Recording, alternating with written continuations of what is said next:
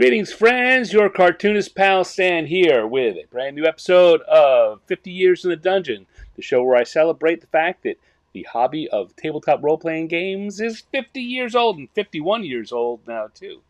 I was away last week because I was in Madison, Wisconsin for Gamehole Con, a really terrific convention, which very reminiscent of the conventions that I was going to when I first got into right before I started working professionally and and then was working professionally. Smooth. See, I take 2 weeks off and I forget how to do this job. Yeah, so I figured that's what we could talk about. It's going to be another work in progress episode tonight, and that's where I take one of the drawings I've begun on an earlier episode. These shows started with me doing a series of interviews with people who've worked in the industry, and as I talked to them, I would begin drawing a cartoon homage to a classic piece of art. The first 50 or so were all from D&D products to celebrate the 50th anniversary of D&D, the representative game, the game that kicked off tabletop role-playing as a hobby. So I did one drawing from each of the 50 years. But as I decided to keep the show going, I've opened it up to do stuff from lots of other companies and have people who have worked all over the place. So, the thing is that I finish a sketch while I'm doing each episode, while I'm doing each interview, but I don't finish the drawing. I do that afterwards. Earlier this year, I got a little behind, and so that's why I invented these work in progress shows. I invented them, where I can catch up on some of the unfinished art and still just kind of hang around and chat. These are much closer to open, ask me anything, and open conversation. I'm still inviting guests to come on and chat with me, but the conversation is much more loose, much more open, and talk about anything. And so today, I have a guest who's been on a couple of times before, and he's a friend of mine for a long time. We've worked together on games and on comics and on lots of different things, and we were both at Gamehole Con this weekend. And we did a special event together, which we'll talk about a bit. Turn on the lights? I'm not quite sure what that means. But thank you, Michael, for being here, coming back after a week or two off. Anyway, my guest tonight is Ed Stark. He is a zone lead at ZeniMax Online right now, but he has been a game designer at West End Games and TSR and Wizards of the Coast, and he's been a creative director, lots of other things. He's an author, and really interesting guy, which I like to have interesting friends. So, rather than me talk about him, let's bring him in and join us, shall we? Here we go. Hey, Ed Stark. Thank you for joining me, my friend. Good to see you again. Hey, Stan. Long time no see. Well, usually that's true, but we just spent the weekend hanging out quite a bit. It's really kind of funny hanging out with you and Cindy Rice, Matt Forbeck, all these other folks, Sean Reynolds. It's so strange because we fall right back into a lot of patterns and everything. I mean, I know you and I talked fairly well, but it was just nice to be sitting around with people, and I kind of got used to it. Came home and like, wow, I'm not going to see these people every day. I talk to you, like I said, I talk to you and a few other people on the phone pretty regularly, but it's so different to not have you guys just right around, like, oh, I can go downstairs and have lunch with them or whatever. So, but yeah, Gamehole Con was a lot of fun. It is definitely one of my favorite conventions now. I've only had the opportunity to go twice, but I definitely want to keep going. I had so much fun running my own games. As can't wait to talk about the Illustrated Dungeon folks. But I also got to play Alex Kemmer's Wardens of the Eastern Marches. I got to run two two of those Right. events, their new organized play program, and boy, that was fun. The next place it's going to get run is actually Philadelphia Area Gaming Expo, where I'm working with Ron Meischker, Phil Wirt, and a whole bunch of other guys on, our third year Mhm. of a local convention. We hope to be as good as Gamehole Con, Yeah. So I was Gamehole Con is this was its the 12th Gamehole Con. Um, one of the things I got, I'm gonna grab it here. I got my special guest badge. Everyone gets a badge, and up in the top there's that little D20 ish shaped thing with a number two in it. I didn't even give any thought. I just thought it was I rolled a two. I thought it was part of some game, but it turns out that everyone has this, and it's the number of times you've attended the show. yep. Bill came up to me and he's like, "Why does yours have a one and mine has a two?" And I said, "Well, because I was here twice." Yeah. They're quite clever. Hello, Agile Monk. Hello, Dale Donovan. Thank you all for joining us tonight. Um, and we have cats. That's like internet magic. Mm-hmm. Uh, yeah. So I love the fact. I mean, I got introduced to the Philadelphia area gaming expo. Let's just call it Page now. Through you because you're showing off that T-shirt.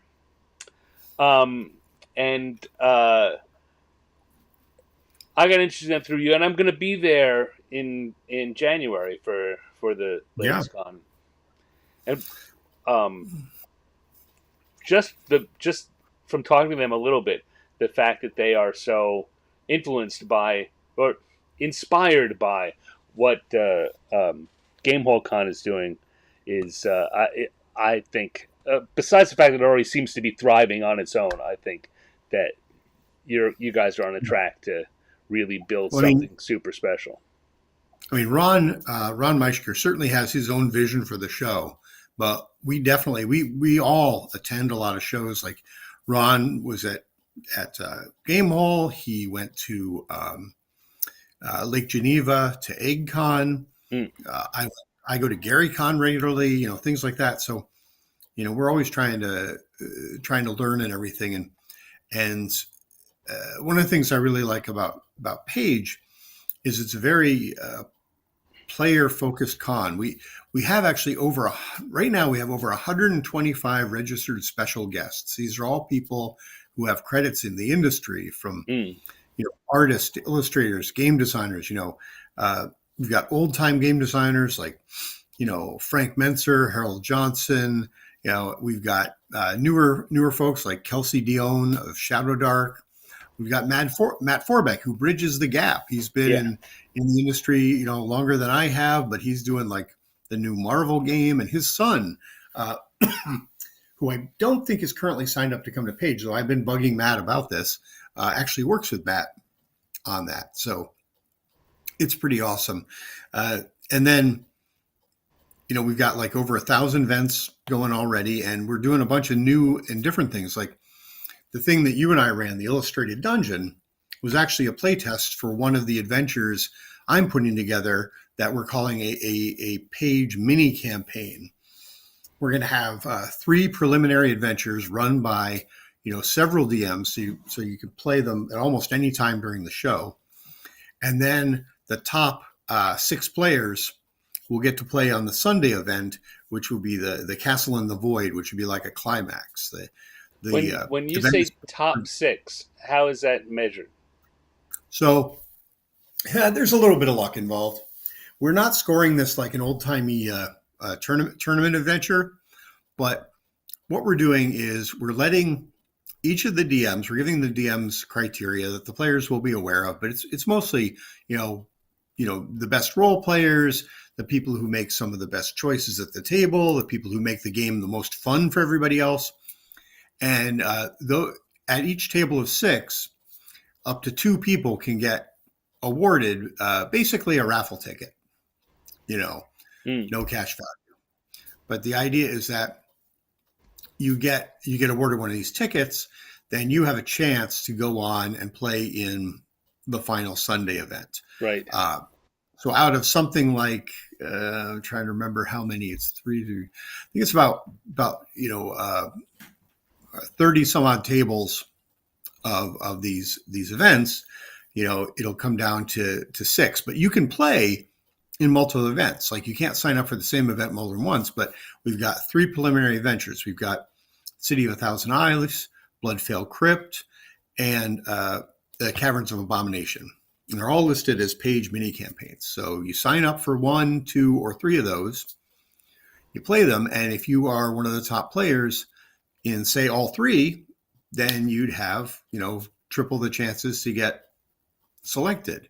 Right. Obviously, a player has to opt in. If you're like, hey, I'm not going to be there Sunday, I've got other stuff or whatever, you can opt out and let somebody else play. But we'll fill up that final table and get people to go. And everybody who participates will have, whether you get to the final table or not, will have chances to win prizes. Because this whole event is sponsored by WizKids. They're providing Nice. the terrain, Nice. the miniatures, all the stuff. And quite frankly, Ron doesn't want to store all of this. So, and WizKids is like, yeah, you should totally give that away. They're sponsoring our paint and take and all this other stuff. So we're going to have a bunch of really cool prizes for people. And so I think everybody who plays in any of the campaigns will get something to walk away with, as well as hopefully a fun gaming experience. And then some people will get, more stuff, more things. But the real treasure is the friends we make along the way. That is right. That is right. That's one of the things that I find great about going to conventions. For several years after I got out of Tabletop, I didn't go to a lot of conventions. I was busy working in computer games, and computer game companies, a lot of their conventions are a lot different. It's more like a, expo. You're showing stuff off to people. Right. Buy. You go to a game convention, yeah, there's a certain amount of that, but you're actually interacting with the players, you're playing games, you're running games, things like that. And I missed it. I got to go back to GaryCon several years ago, thanks to Zeb Cook, who got me invited. And I've been going there, and now I'm going to Gamehole. I'm going to Page. I'm going to be a guest at EggCon next year. Nice. And I'm looking at other things because it's been interesting. I talked to you about this. Over the last couple of years, I've made some friends. And one of the things that I have been so touched by is I go to some conventions and I end up running a game for the same people. Right. Like right. At GaryCon, I think I've run a continuing adventure for something like 6 years in a row. And there are people who've been in all 6 of those games, and it's just nice to see them and to see how they're doing and everything. So I really enjoy that aspect. And one of the things we're trying to do with Page is to develop that sort of rapport with everybody. We want people to come back, not just because we want them at the show, but because, we get to know them. Right. Get to develop a community. Yeah. I mean, Alex from, who runs Gamehole is coming to Page to run Wardens, but, he's a friend. We want to see him, even if he wasn't doing that. Yeah. Hi, Dreamer. Hi. Hey, the Blind Bard is here with us, too. Welcome to the show. Hey, Jen. So, you saying that, you know what? I'm going to, before I continue, because I switch, I'm not going to start drawing. The key here is for me to draw, right? That's why I made this a show and not just a phone call with you. All right, so I'm working on this here, homage to this Erik Lofgren piece, which he sells as stock art. I became aware of it as a cover of the Book of Dungeon Encounters, but my friend Joseph pointed out to me that it's been the cover of another book that I'm not remembering right now, at least one other book, and used other places. Hey, Stan? So, yeah. Before you get into the drawing, though, I really want to talk about the Illustrated Dungeon for just a second. I'm going to need you to show a couple of things off. Yeah, I don't want to break your pattern, so when you get going. But those of you who don't know, we ran the Illustrated Dungeon, and it was really a playtest of one of our mini-con adventures for Page. And Stan drew illustrations for all the player characters beforehand. But then during the game, he did what he used to do in my home campaign, what he still does in games otherwise, is that he sketched a bunch of fun things. So like, yeah, he's got the characters. These are the characters. Everybody got to play one of these characters. They got to take home a small art standee that I made that they could have. So they all got pictures of this art. And then as the action was going, Stan sketched out a whole bunch of fun little vignettes that were reflective of what's going on in the game. And we're actually going to post all of these at some point when he gets them all ready to go.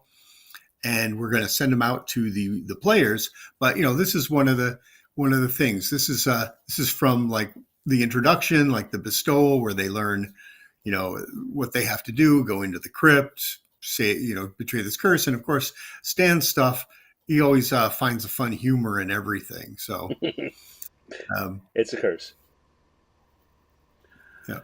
Yeah. So, I mean, like you said, this is a thing that I do in any game I'm in. While things are going on, I quickly sketch the stuff that happens during the show. And I've talked about it here a little bit, that this is a service that I'm now kind of making available on my price sheet for people to get me to do it in their games. And Ed came up with the I thought, brilliant idea to make a special event of it at a show to kind of show what this is. So people who've never had the opportunity to game with a cartoonist see what it's like. And I will tell you, the players, I mean, we took 2 breaks during the 4-hour event because I had to like reset the battle mats and everything like that, and people needed to go to the bathroom. And Stan showed off stuff in progress, and they just went nuts. They loved this. A lot of these are based on things they actually said during I'm going to grab a drink. Yeah.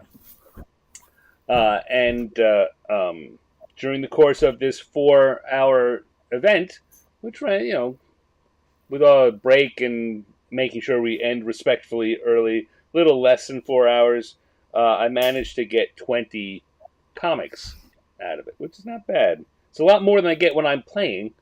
Because when I'm playing, I have to pay attention and remember to interact and be my character. But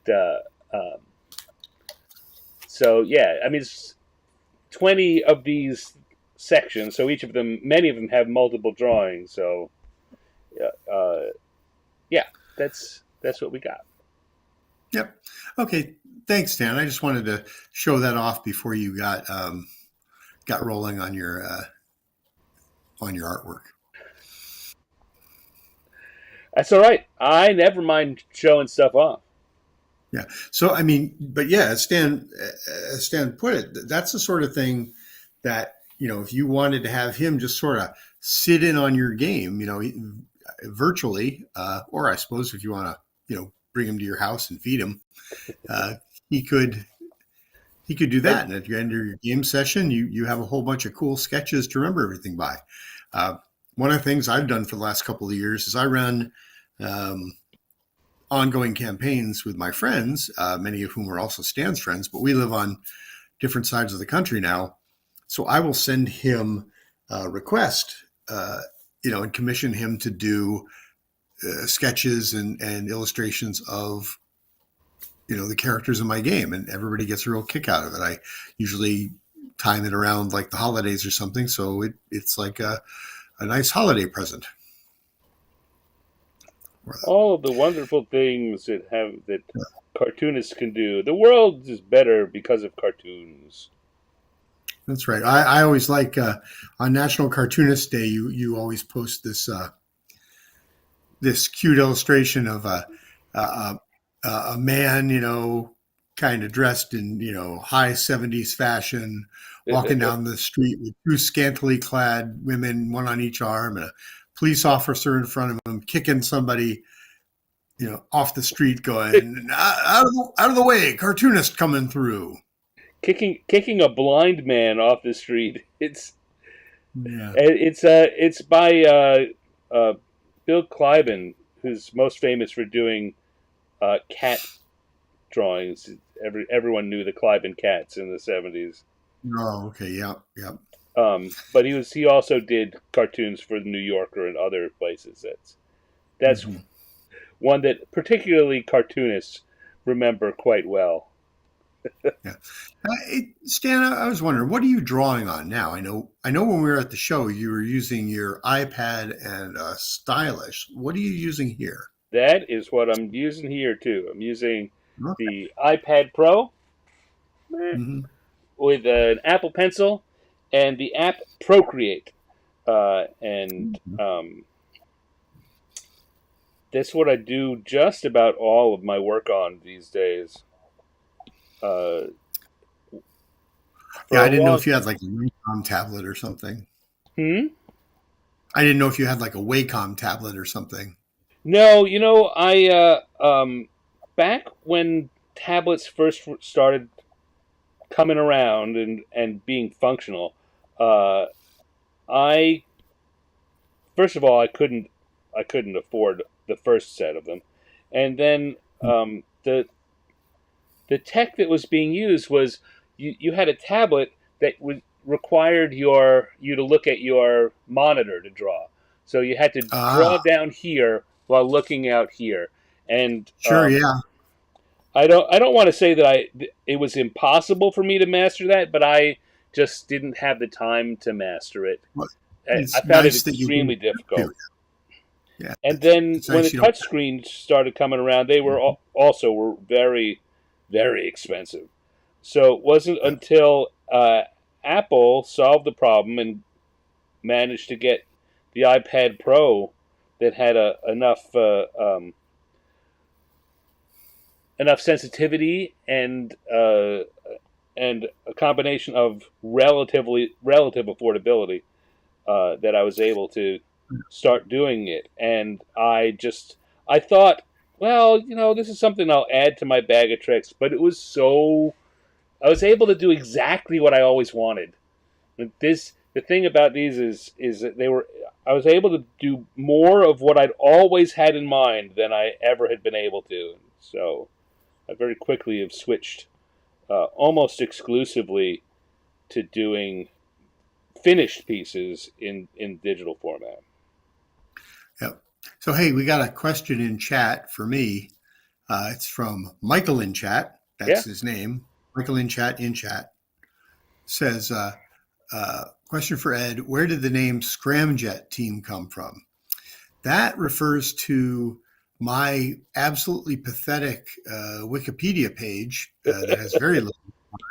And every once in a while, I make noise about getting somebody to help update that page for me. And in fact, I've had people volunteer to do it, and I'm just so lazy.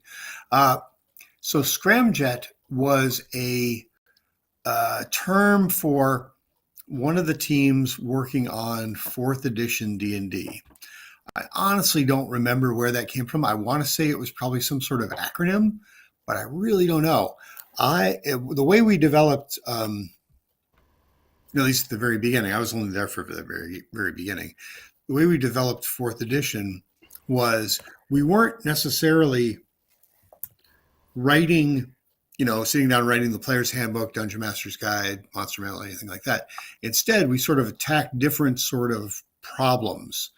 Um, I know that one of the big things I was working on for fourth edition was this massive Bible of lore, gods and religions and history and all this other stuff.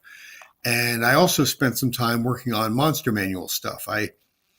Uh, I'm pretty sure it's hard to take credit for any individual thing because it was always very a group effort. But I was pretty sure I came up with like the minions rules for fourth edition, Mm. like that. But I don't remember exactly where Scramjet came from. Sorry, I mean maybe somebody out there does. I'm sure Bill Slavisek probably remembers because he was there for the whole ride for fourth edition. I was not. Um, but yeah, I don't So know. Sorry. so when you Anybody say wants to different update my teams, Wikipedia page? I'm in the mood again. there were different there were different groups working on different sections of it. Yeah, we all had some different things. Like there were people who were working on, like the combat rules or the magic or something like that. And, I remember the things I just talked about were the things I remember working on. But I mean, geez, that was how many years ago fourth edition was being worked on? Many. That was a while. That was a while ago. And I've done a lot since then. And I didn't really, I mean, I was kind of getting ready to go about the time we were starting work on fourth edition. I had been creative director for third edition and 3.5. I'd worked on second edition product. Heck, I've even got one thing published under first edition. And I had become the special projects manager, which mostly meant I worked with our licensees, particularly those in computer games. And I just felt like I wasn't really going anywhere, wasn't doing anything new. And a friend of mine helped me get an interview at a computer game company called Red 5 Studios, and I went down there. And while that ended up blowing up, it did eventually parlay me into being where I am now at Elder Scrolls Online with ZeniMax, Right. which I've been here for just about 14 years and been enjoying it. Ups and downs, but That's life. Yep. Um, go ahead. Oh, it's funny because I was just going to say we're watching you do your artwork and everything, and I was going to mention a couple of things that I've been doing. As you know, I am not artistic at all, but I don't think that's true, but we can argue about that. Well, I can't draw the opening of a paper bag, which means I can't get out of it. But I have taken to painting miniatures again. I've been painting a lot of them and everything. And recently, I think it was back in July, I bought a 3D printer. And I got so excited about all the success I've been having using the 3D printer to make just stuff and interesting things that now I have to find places to store. That I bought a second one, and I've been using that. And one of the things that tying this back to Gamehole that we were just talking about, usually when I go to a convention and run an adventure, I want to do something that I feel the players don't always get at home.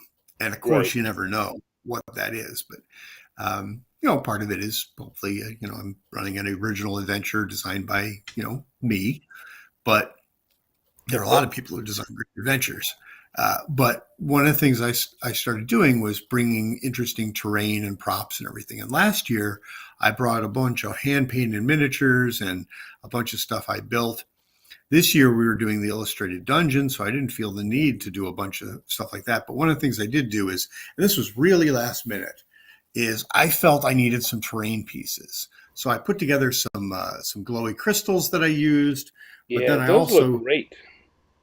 Thanks. I also made this little guy. Hold on. Let me come back to you.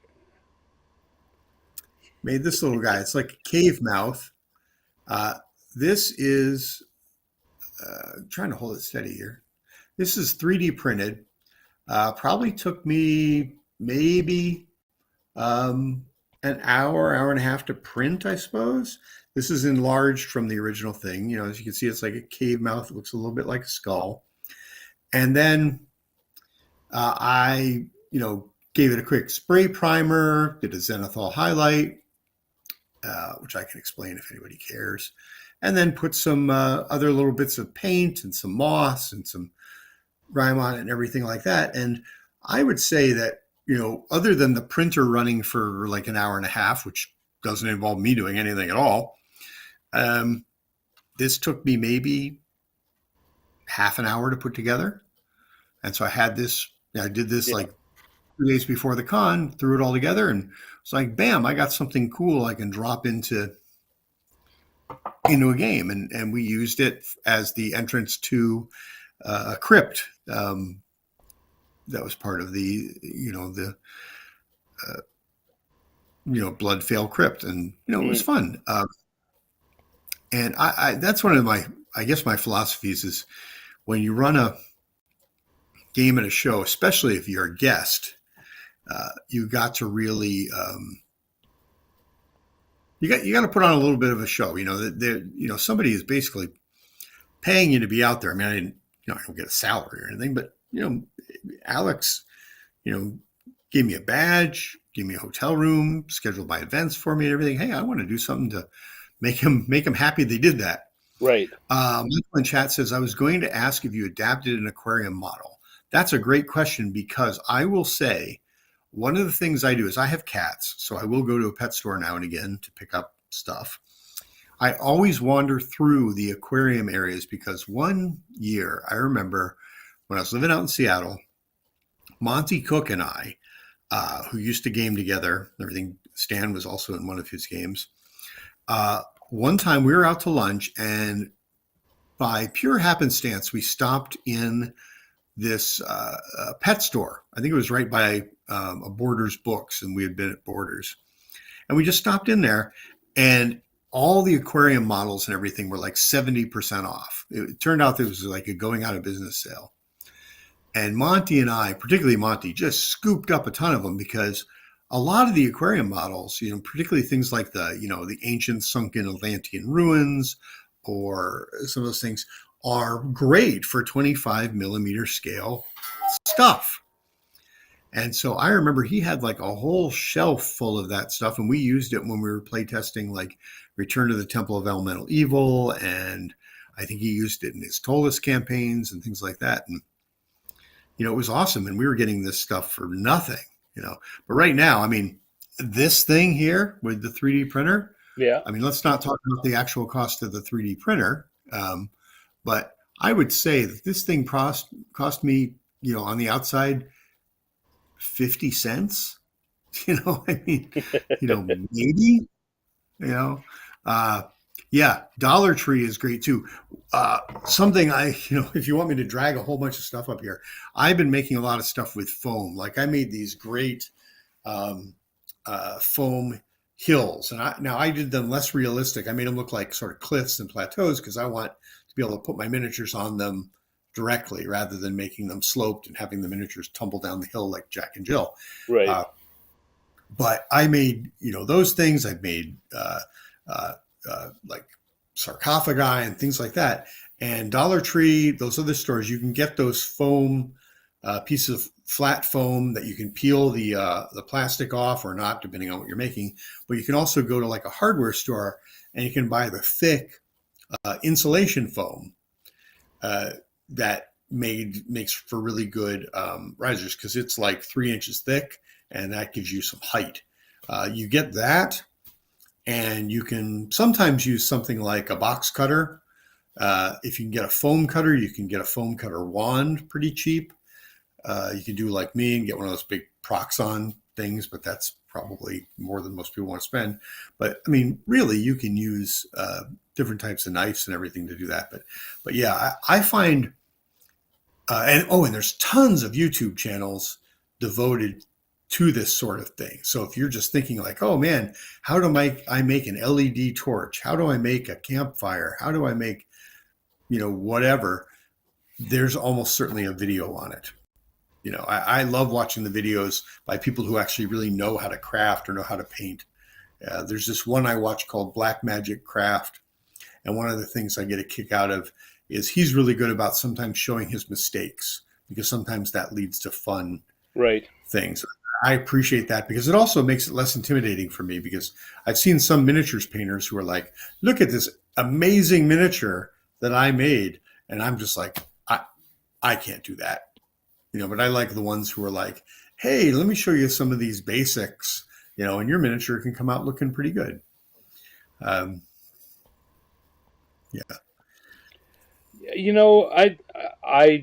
I completely understand that.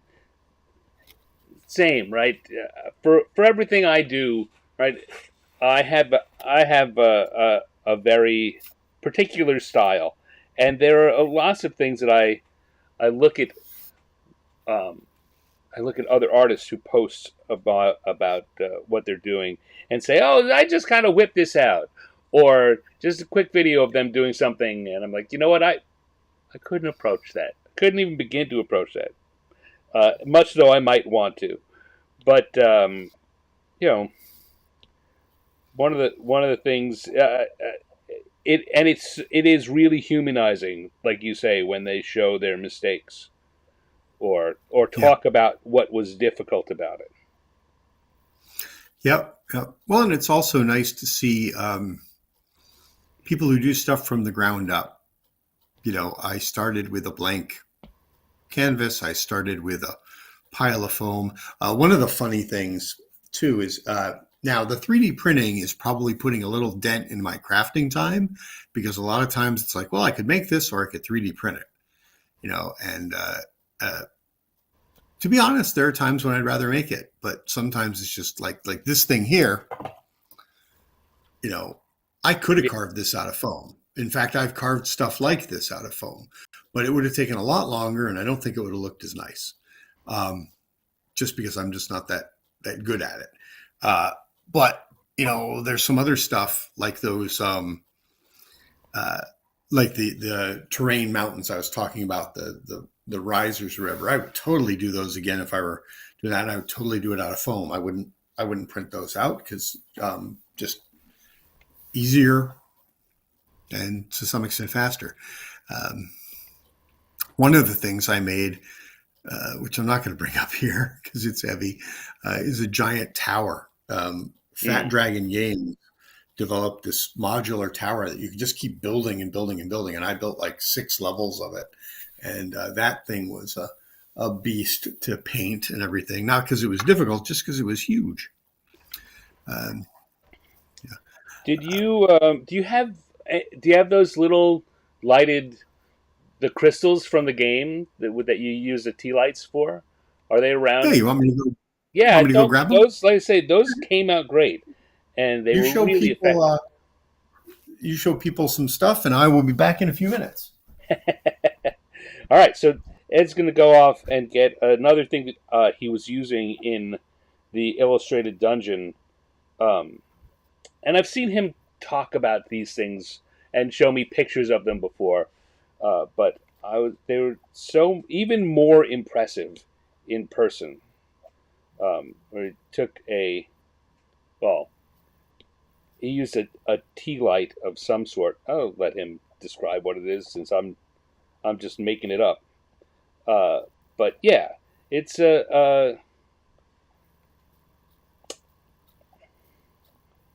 well, I have the cartooning and the drawing thing down. I don't. I'm no good painting minis, and part of that is that I don't have the patience. I would rather just go and do the cartooning like I do. But on the other hand, I love and I'm amazed. I'm knocked out by the kinds of things that Ed and my other friends who do uh, minis painting can achieve with that. It's that weird line between jealousy and just being impressed and wishing I could do it, and then knowing that I don't. You know what? I don't really wish I could do it because if I did, I know what I'd have to do. I got to practice. Like anything, you only develop those skills by practicing, and I don't want to practice. I want to just instantly be able to do it or not. So I stick with the things that I'm doing here. Do cartooning things I have put in all that time. It doesn't feel like it. A lot of people, I feel a lot of people have different things in their lives uh, that they similarly disregard the amount of effort that they put in to get as good as they are, and they discount the value of it because it's so easy for them now because they've loved what they're doing and have done it over the years and built up a set of skills that allow them to do these things. Um, and they feel easy, so we discount them. We just say, it's not so special. I mean, it's just a cartoon. I'm just copying what someone here for these homages. I'm just doodling my version of what I see there. But I understand that if you haven't put in the in my case, 40 plus years of drawing practice, that it can seem uh, daunting, miraculous. Right? How do you do that? Well, you put in 40 years of effort, and then you come back, and then it's no problem. It reminds me of the story of Picasso at a restaurant, and someone came up and asked him if he would draw just a quick sketch of a horse's head, or one of the things that he'd done recently, so a Guernica horse or something, and Picasso took the pen, and they put a napkin down, or a paper napkin, and he drew in a matter of seconds. He drew this thing that was gorgeous, and the person said, "Oh, wow, that's terrific! Thank you. How much? I'd be willing to pay for it. How much?" And he said, quoted a ridiculous sum. I don't know what is appropriate for the era. $50,000, just $5,000, whatever. He quoted a very large sum, and the person said, "But it only took you 20 seconds to do." He says, "No, it took me 50 years to learn how to do it. 20 seconds tonight." So, the same is true for anything that we in our lives practice and get good at, to the point where it's easy for us. It's important to remember that the value comes from the years you put into it, years you put into practicing and getting good at a thing. We need 2D Sandies by Stan, 2D Minis. So, weirdly, when Ed comes back and he sees this, he'll say, "Ha-ha," because he was just talking to me about this earlier today. Hello, Linnea Lemon. Glad you could pop in and say hi to us. Glad to see you. How are things going?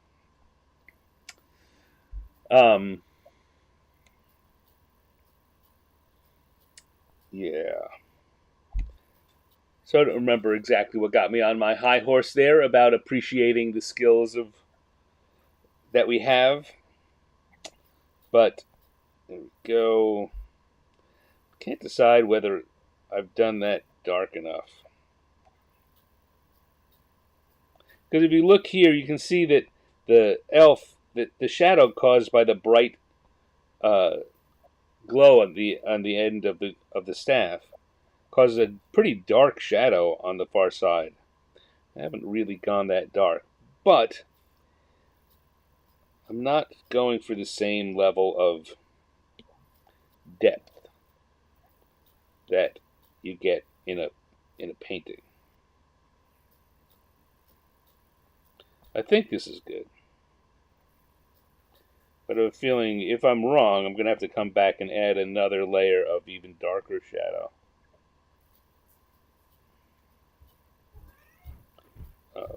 Later on. But I won't be able to tell that until after I start shading the rest of this. So once I get the Minotaur and the Dwarf, I'll be able to see if we get that feeling of depth.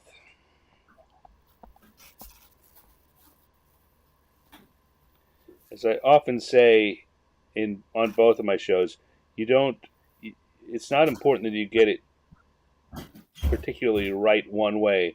It's important that it communicate, and the people looking at it, the audience, look at the thing and think that it feels right.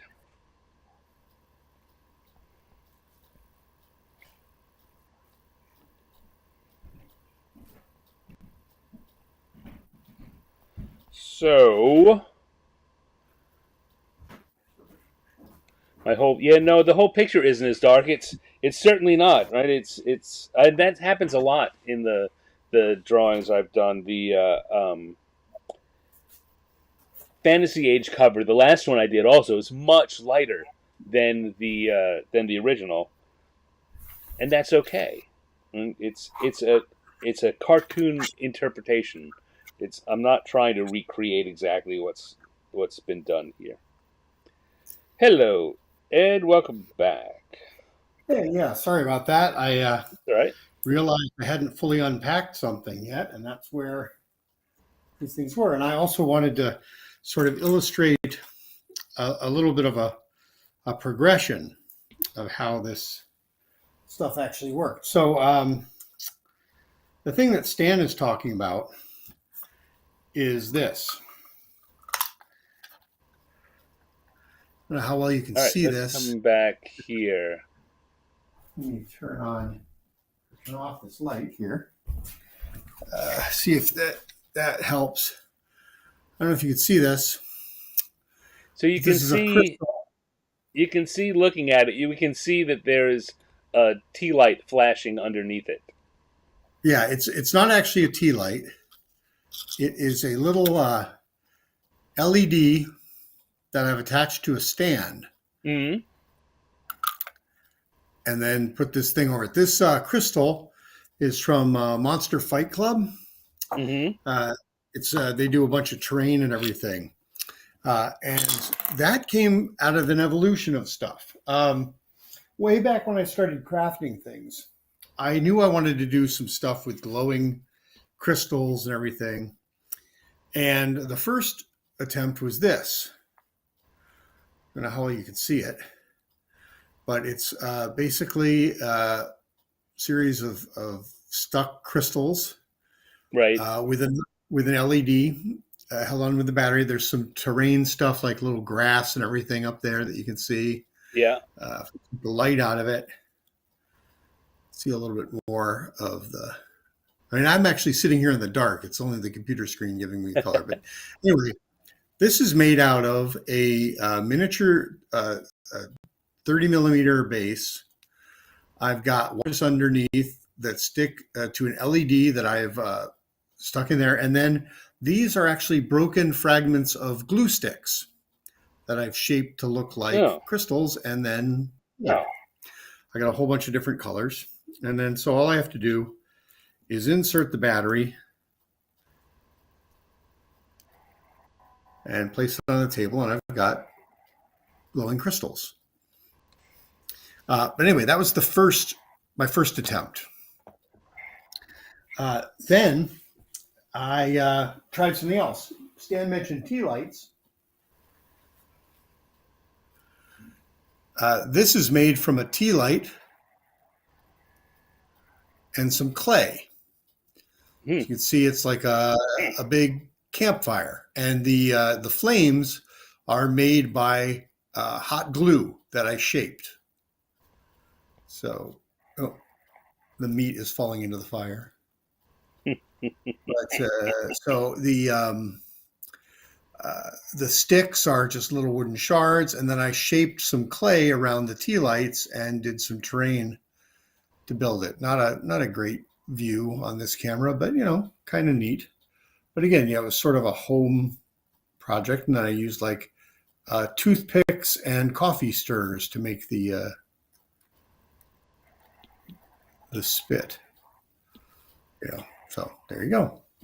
And again, pennies. As Michael in chat would say, go to the dollar store, buy all the components for this for a couple of dollars. And then this is kind of funny.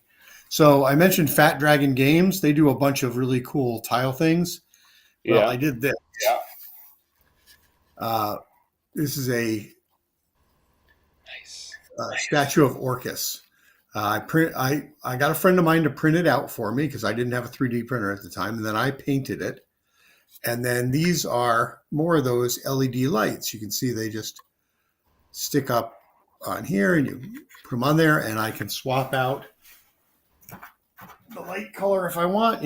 Have some sort of blue eldritch flames if I want. So kind of fun. So a lot of fun things to do. Other than the fact that, it helps to have a 3D printer, none of these things were at all expensive. I mean, for these crystals, I mean, yeah, you got to get a $20, $15 glue gun, Uh, Heck, technically, you don't even need the glue gun. Actually, you can just buy the glue sticks and get that done. And the LED lights, you can buy a pack of 100 for $5. You know, these little LED lights. This one Right. I and the tea lights. Well, we've all seen tea lights for sale. You buy a pack for $10 or something like that, and you're all set. You can do a bunch of cool stuff with these. And I think it just sort of adds. I know that my players are always very polite about oohing and eyeing over the stuff that I made, uh, which I appreciate. But do you need any of this stuff? Of course you don't. But it's kind of fun and it's something to do in between game sessions, and I like doing it and dropping it on my players and saying, "Oh, hey, look, you found this cool thing," and they spend a few minutes going, "Oh, that's neat," and maybe it makes the game a little bit more fun for them. I hope so. Certainly my intent. I think so.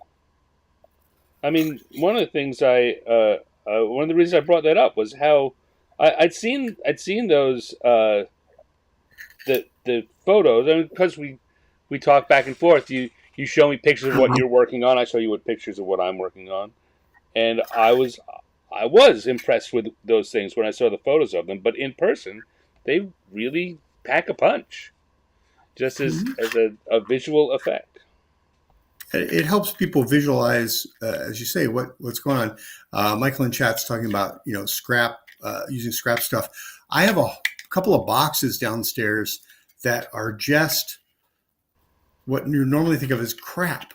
Like egg cartons can be turned into cobblestones or really nice rough stone things. Packing foam. I've got a piece of packing foam that came with a computer I bought that I swear all I need to do is seal it and paint it, and it'll look like Castle Bulwark. I mean, it already looks like it. I don't even have to do anything to it. I have a hard time throwing out cardboard boxes because I use them to hold things like the Orcus statue while I'm painting it. It's crazy stuff I keep. Here's a fun one. Do you remember the circle of fire I made? I Yeah. made this circle of fire about yay big and supposed to be like a wall of fire, and the base around that I used as a model was a ice cream lid, like from like a Haagen-Dazs or a Ben and Jerry's ice cream thing, and then I used glue and paint to create this thing. So it's just yeah. Yeah, sounds like Michael in chat is definitely on board with the whole, scrap, repurposing scrap. Is, and when I think about it, I've always done this to some extent. I just haven't developed it much. I mean, I don't know how about you, but when we used to get pizza delivered, and it would have those little stands to keep the pizza lid from crushing down. Yeah. We would often clip the things in half, and hey, we had a big round table for ins and things. So I've never been a minis. I was saying while you were gone, I don't use minis in my games, and I don't enjoy painting minis just because I've developed the skills I have. Right? Even the best mini I've ever painted, I'd rather have a cartoon standee of it. Yeah. And while you were gone, Michael in chat mentioned we need 2D standee minis by Stan, and I said that you would agree with him because you had just been talking to me about that earlier today. Yeah. So I'm pretty sure that if Stan makes the artwork, I mean, obviously we could do paper versions, but I'm pretty sure I can do 3D printed version. I think I've got enough skill to turn those things into 3D printed models. So yeah, we definitely want to try that. Yeah. Yes. But so the thing I was starting to say is, despite that, I also, whenever I would go past a pet store and I would see the things you were talking about earlier, I think I got to buy some of those. Or the pizza things, I would save up those too, despite the fact that I never actually use them. So I get what you're talking about, even if I don't participate. Hmm. Well, the thing is,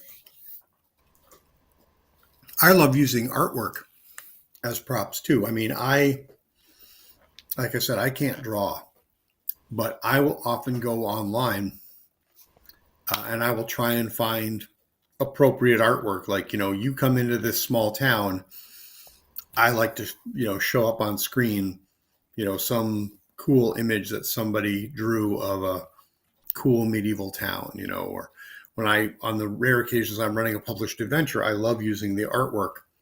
One of my favorite adventures of all time was S2 Expedition of the Barrier Peaks. Mm, One that's the Metamorphosis Alpha crossover. yeah. And one of the reasons it was one of my favorites, content, adventure, and all that, nothing to do with it, was they actually put a art book in there. You had Right. this whole book of art things, and it would be like, oh, you're in this room, you find this thing, show people picture 23. And I thought that was great. I was just like, man, more adventures should do this sort of thing, because they all have these read aloud sections, and read aloud is fine as long as it's short. But I would much have it, instead of telling me you walk into a room and you see this, actually say, I walk into a room, show me, page 20, the art on page 27, Yeah, Yeah. So Surreptitious is saying, I'd seriously love to see those, the standees, which somebody has said, stand, bang. But I'd seriously love to see those. I have plenty of players who want more cartoon theme art. My nephew basically plays his character along those lines.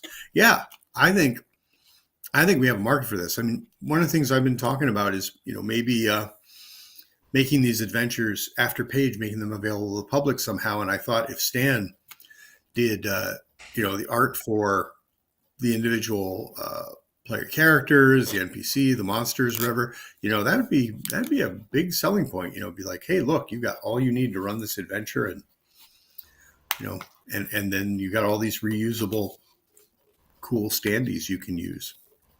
Well, we're going to have some of that, right? So we were showing before that I did the 7 characters already. I'm going to be doing a few more characters before page, if I Mm-hmm. remember correct. There are more, and there are more PCs to Yeah, draw, right? yeah. So I would like to have something like 9 to 12 player characters, so that people have, a good amount of choice. And I don't want somebody showing up and going, "Oh man, uh, there's no bard. I don't get to play a bard. I wanted to play a bard," or something like that, Right. or I really felt like playing a tiefling and there's no tiefling, So, I'd like to, and also that gives us an opportunity to have each table be a bit different, because I think it'd be, since we're running each adventure like 4 times at least, it'd be nice to hear like, oh, this different party mix did really well, or is this one got their heads kicked in, uh, that I think that's kind of fun. So yeah, I want to have that, and I'm one of the things we talked about is if Stan has the time, maybe he'll do a couple more illustrations that we can use during the show as set pieces, but we'll see. Um, at Page, there will be a couple of select events where Stan will be doing his illustrated dungeon, but we won't force him to sit at all the tables, because that would be exhausting. There's only one stand. You can only stretch him so far.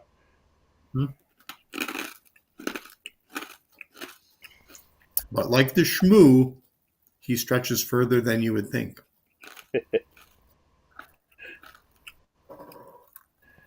Um,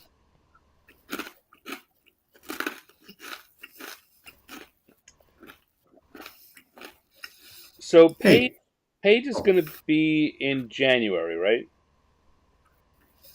Martin Luther King weekend, the Thursday, Friday, Saturday, and Sunday. If people want to find out more, where should they go online? Well, You can simply search for Philadelphia Area Gaming. Expo. Yeah. I'm so. Is there a way I can share a link? Is there a way I can post this? Uh, Not through the interface that you're using. I can post it in guest chat, and maybe you can post it. Yeah, I can't either. So because Okay. I do multi-streaming, because it's going out to uh, multiple platforms, it's going out to Facebook and YouTube Mm-hmm. and Twitch and LinkedIn. Uh, I can't. I Well, can't hey, do something that'll send them there. here's something. Somebody in chat will give you a great big round of applause because I don't know what sort of prizes Stan might be able to give out. If you just type in your search engine Philadelphia Area Gaming Expo 2025, find the tabletop events page, and post the link. It's January 15th through 18th, 2026.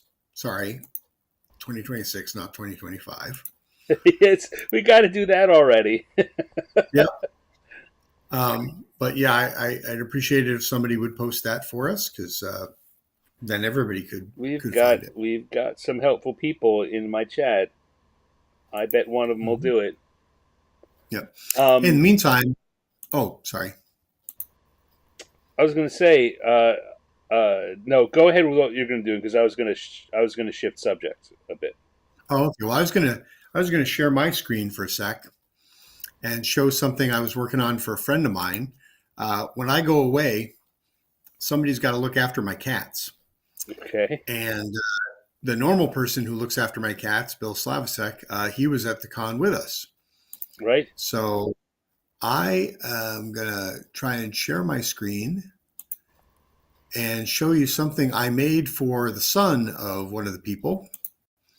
And I want to see if anybody recognizes what character this is and from what.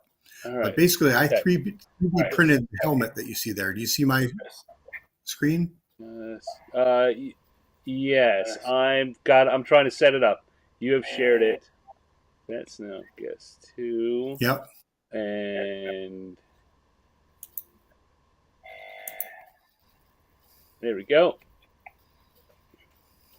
It's not Dustin Knight. There. It's uh, not Dustin. Not Owen K.C. Stevens. and well, that's the last time I used this particular scene. There we go. So, hey, does anybody in chat know what character this is or what it's from? Anyway, I made the helmet. It's looking awesome. How is that something you did with the 3D printing? That is something I did with a combination of 3D printing, glue, paint, and staples that work in plastic, which is a fascinating and scary thing. Basically, they melt their way into the plastic. I will Wait, stop say that sharing again. now. It's what? So basically, what you do is you have these pieces of wire that are about the thickness of staples. They don't really look like staples. In fact, they almost look like reverse staples. And what you do is you put them in this staple gun type thing, which heats them up. And then you have to press them into the plastic, which they then instantly melt because this is PLA and has a low melting point. And then you got to stop pressing them or you'll go right through. And you turn off the heat, wait for a few minutes or a few seconds to let it settle, and then pull the gun out and clip the ends of the staple off. And you now have a piece of wire that is being used to join the pieces because I glued that helmet was roughly about 16 pieces of plastic. Mm-hmm. And you can glue it together, but it might not stay. So I didn't want him to be walking around like on Halloween night and have part of his head fell off. I mean, that's kind of gruesome, but not in a good way. So I went in there with those stables and put that in. That was something new I learned for this. So Michael in chat says it looks like Ed Skellington. Stan, oh, you haven't brought up the piece you were working on. You still got it like I'm sharing my screen. I've got basically me, you, and a big blank. I didn't know you turned your screen off. All right, hold on. Oh, sorry. So the character is from a game called Undertale, and his name is why am I blanking on that? His name is His name is Robert Paulson. It's Robert Palmer. It's Sans. His name is Sans, and he is apparently a skeleton. I have not played the game myself, but apparently it's very popular right now. And my friend's son really enjoys it, and he wanted to go as that character for Halloween, and for I believe he's going to actually wear it at the Ren Fair we're going to this weekend too. Don't know how it ties into a Ren Fair, but that's fine. People wear all kinds of costumes at these shows. It's Halloween Ren Fair. Right. Now, you said you were going to change the topic. Do you remember what to, or did I completely set you off the rails? No, I mean, there were a couple of things that I was thinking about talking about, but one of them that it would be good to have you for. We were talking at the beginning about Gamehole Con and Paige in particular about how they are play-centric and kind of social hubs. Yep. And one of the things that's I was saying, I don't know what. Actually, I don't know whether I was saying it here or in the conversation before. How much Gamehole Con, and I just from talking to, I know it's going to be true at Page too. How much they feel like the cons that we went to earlier in our careers, and even Yeah. some of the bigger, even like Gen Con and Origins, how they used to be. Yeah. So, yeah. I mean, was there anything particularly you want to bring up, or you want me to reminisce a little bit? I just figured we could talk about that a little. It's the nature of cons has changed. Cons have gotten much bigger, convention culture, and it's brought in a whole bunch of new people, and that's wonderful. And I don't want this to sound like a comparison of used to be great, now they suck, but these capture something which is I hadn't really thought about specifically is missing in the what's become the large cons that everyone go to. This kind of feeling, this kind of event, camaraderie, closeness, personal nature. To me, a lot of times, something like Gamehole Con or anything like that feels a lot like. Sorry, I think my battery got disconnected. There we go. Plug.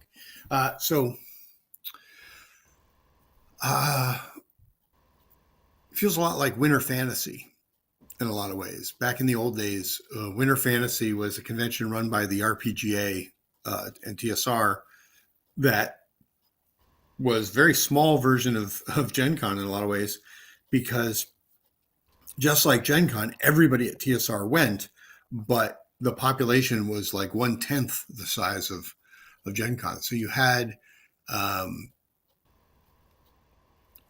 a lot of interaction between the con goers and the guests and the staff and things like that. Michael in chat said, I mentioned earlier that Gamehole seems like a professionals having fun conference as opposed to conventions.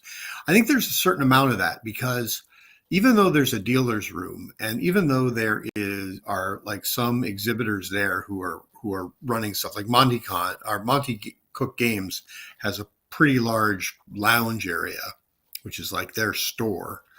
Um, it is a very relaxed atmosphere.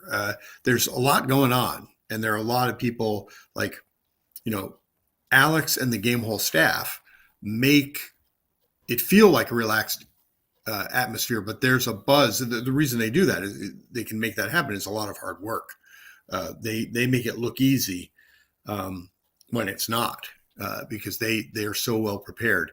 Uh, in a way, that's one of the things that's very different about the conventions we used to go to. Like when we go to some of the smaller cons that we would go to, particularly at West End, a lot of them were run by people who didn't really know a lot about what they were doing, and so there was always some Right. drama.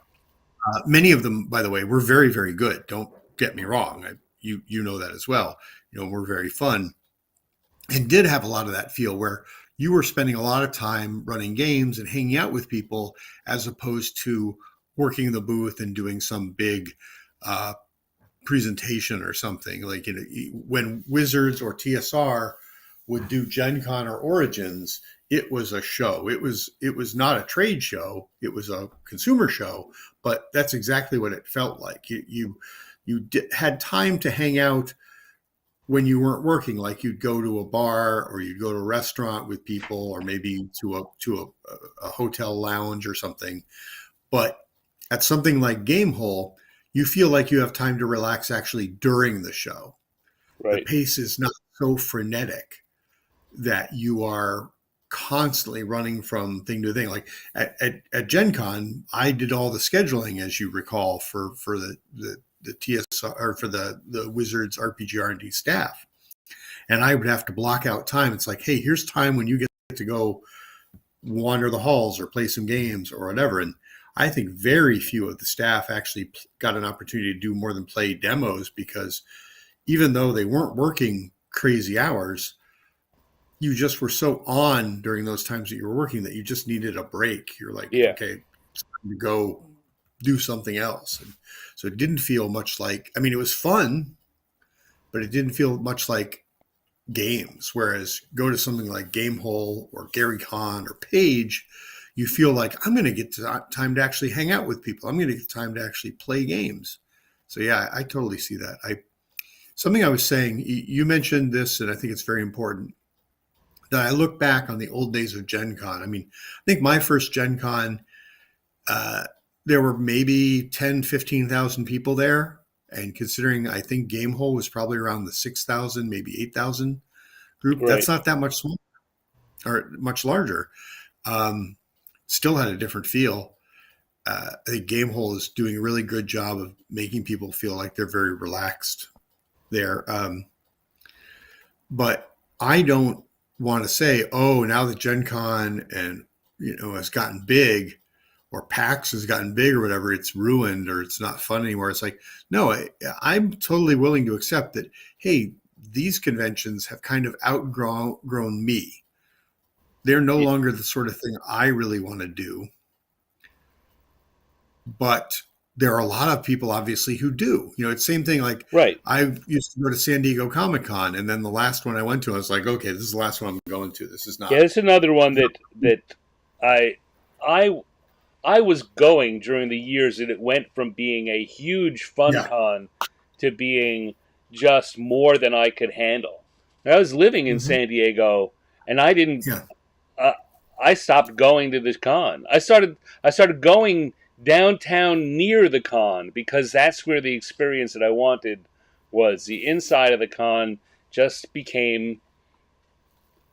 It stopped being focused on what I wanted it to be focused on. Yeah. There weren't any comic books, for one Yeah, well, thing. I mean, but that's not. So again, there are lots of reasons for this, but one of the Mhm. things that used to be true about Gen Con, about Mhm. Origins to a lesser degree, about Comic Con in the comics world is those are the places where everyone that worked in the industry went, Yep. and Comic Con You has flew gotten through those. so far away from that. Hmm. even mid-sized comic book companies and creators don't go. They No. can't afford to go. It's the event Well, has become too big for them.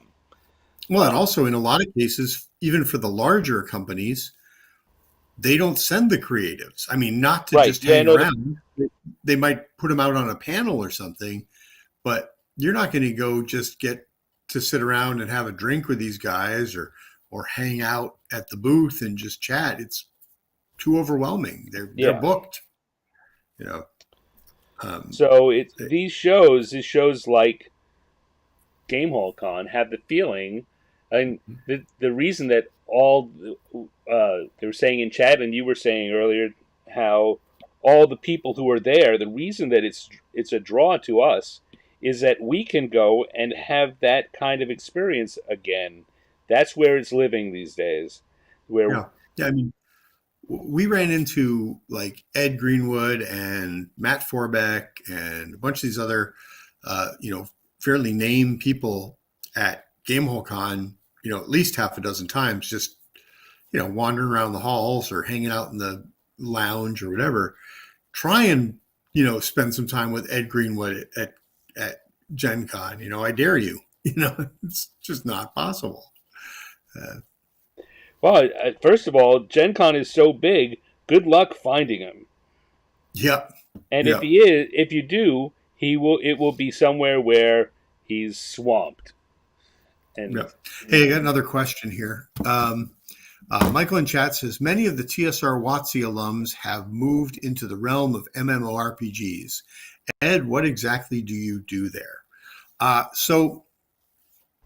Yeah, I actually work with a few of them. Bill Slavisek, Rich Baker, Miranda Horner. We all work at ZeniMax Online Studios, and I was fortunate enough to be brought on by Zeb Cook when he was working there. He has since retired, and Lawrence Schick was there, and Sam Lewis. A bunch of old, uh, tabletop folks.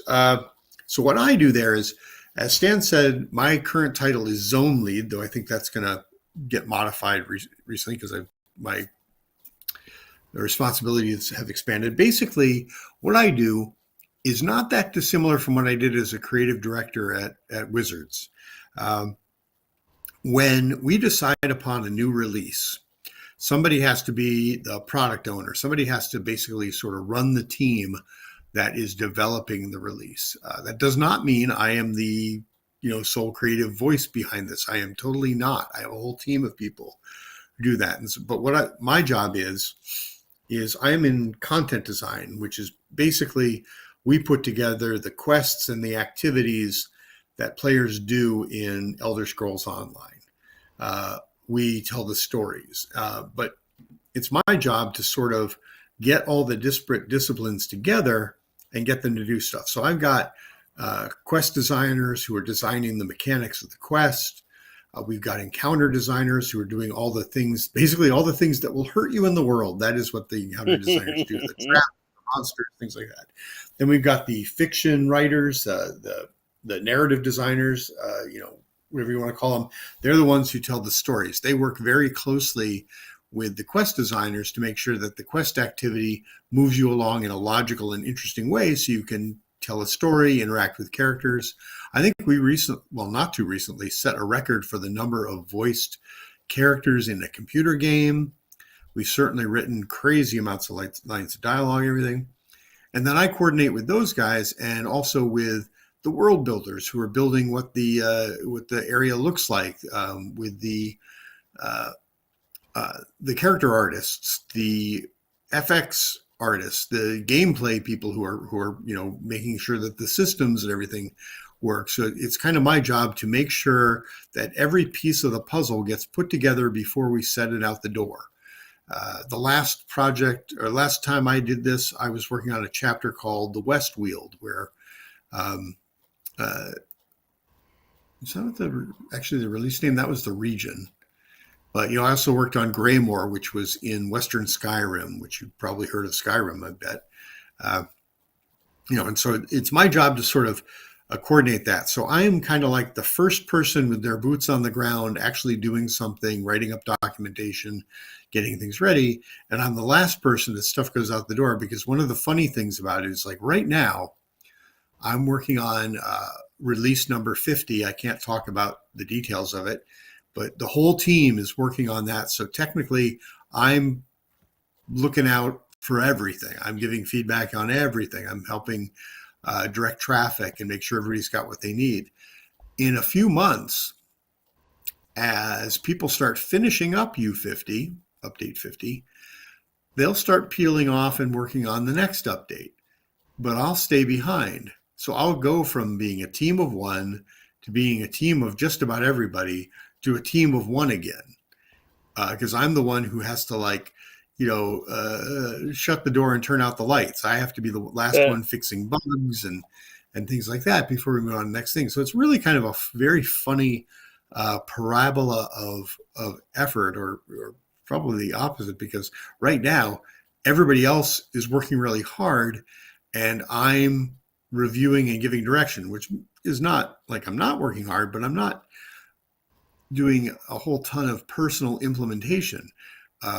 Earlier in the process, I was doing a ton of writing. I, wrote dozens of pages, hundreds of pages of documentation and proposals and things like that. And then later on, I'll be fixing bugs and cleaning up stuff as everybody else is moving off. So, Michael and Chad, I hope that answers your question about what I do there. And I'm not the only zone lead. Right now, Michelle Graves, who's one of our other zone leads, just came off doing this really big event that's on right now, and she's still cleaning up some of that stuff, because as things hit the public, they they have to be worked with. And she and I will basically alternate, and we'll work with Jason Barnes, who was one of the zone leads and who has recently become the associate director. So he's kind of like overseeing the whole department. And then Bill Slavisek, he's the lead writer. Mike Finnegan, lead encounter designer. And we, like I said, we got a ton of other people working on it. So you don't do an MMO by yourself. That's for sure. Yeah. And you've been at ZeniMax how long? I think I'm coming up on my 14th anniversary right now in December, if I'm counting correctly. Is this the longest you've been at one place? I mean, yep. Right? I was at Wizards for 12 years, TSR/Wizards. I was at West End for 5, Red 5 for 3, and Vigil for a year and a half. So, yeah, been moving around. But yeah, 14 is pretty good in the computer game industry. I'm hoping to get to at least 15, because then I can get my sabbatical and I can stay home painting miniatures. Let's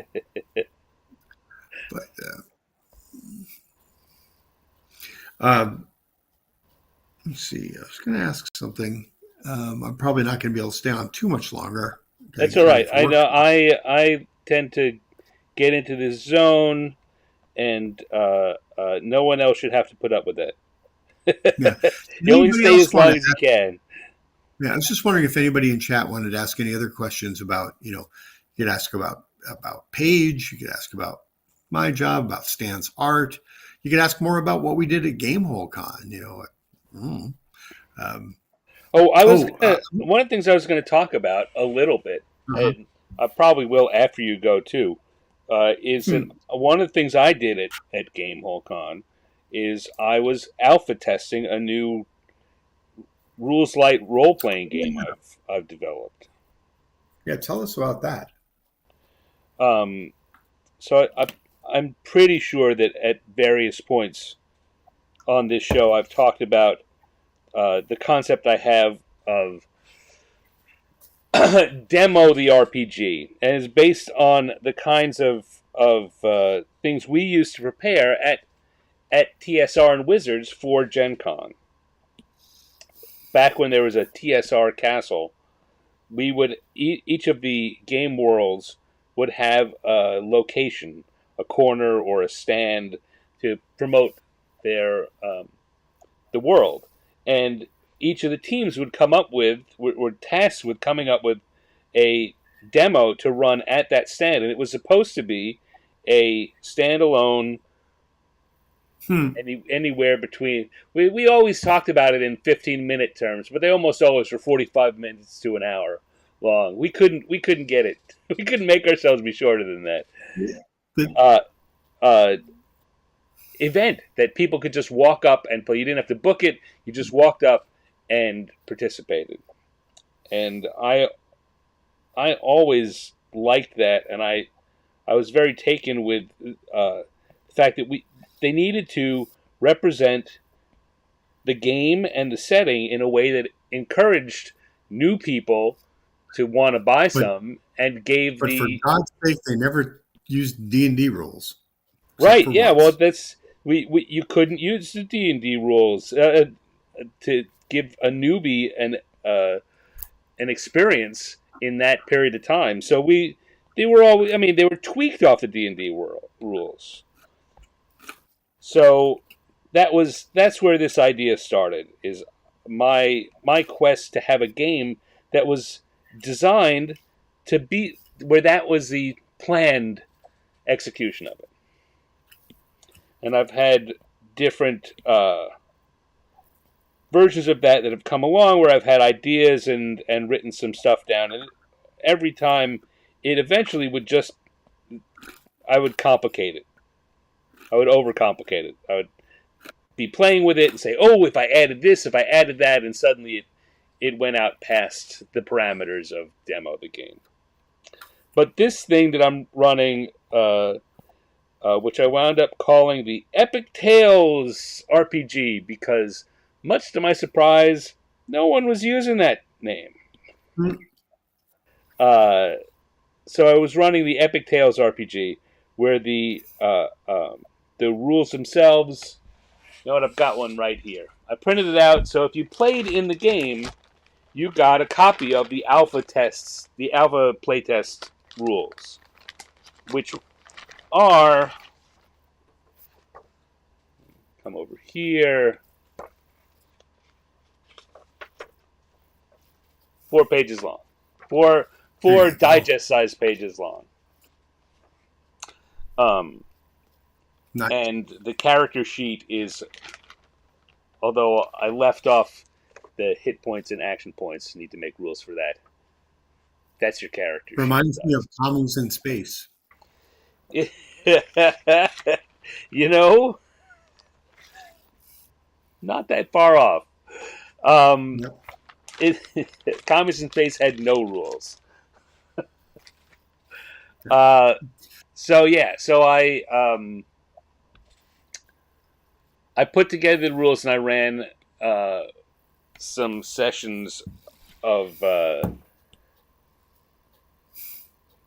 modern horror investigative stories because I haven't worked out all of the enough of the magic and special effecty stuff to that'll take it over 4 pages. But the basic Yep. rules are that short and functioned, Use and the plan use was cards. just to test it. Right, I knew that it worked in my head. I knew it worked on paper. This was take it out and put it into the real world and let people play it and see if they did something I didn't expect, if there was a hole I didn't see, and most of all, if they had fun doing it. Hmm. Um, and the answer turned out to be yes, it worked the way I expected, and they had fun doing it. So Oh, I'll be running that at Page also. I'll be running the same adventures, but I'll take the what I learned at GameholeCon and do some minor tweaks to the rules, some uh, Alpha 1.1, nice. and Well, hey, I'm run going to that. bow out in a few minutes. All right, Uh, but I wanted to answer one more question from chat. sure. Surreptitious asked, "What would be your favorite Elder Scrolls race, and why is it the Khajiit?" And that is correct. And here's why. Hold on. Oh, you froze up. Look at that.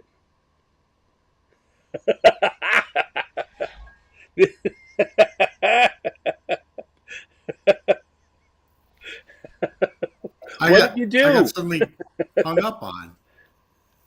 That was You reached weird. But forward. anyway, I was You saying said, "Here's why," and it froze. here's why. I don't know if you can see that.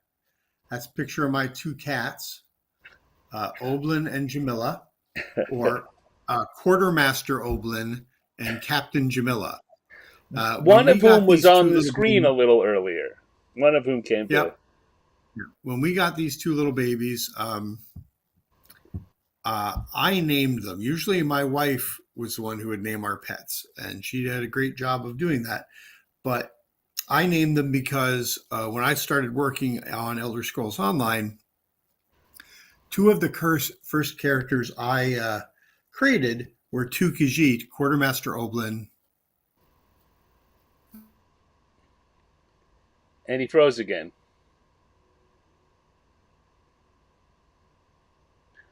Well, something's going on Ted's end. Often it's my end. We know this. We've seen it before where my feed will freeze. Um, Something's going on Ed's end this time. We shall see if he comes back to tell us more. Let me pull up my. He does look very serious there. Although Michael, I see your question here for Ed. I hope he does come back and can answer that because I'll be curious to hear what he has to say. And the question. Oh, here he is. Shh.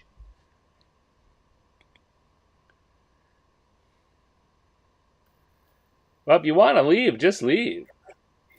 My goodness, it looks like maybe something's going on with my connection, so I guess I'd better. But yeah, just saying that my wife let me name them, and I named them after two of the first characters I created for Elder Scrolls Online.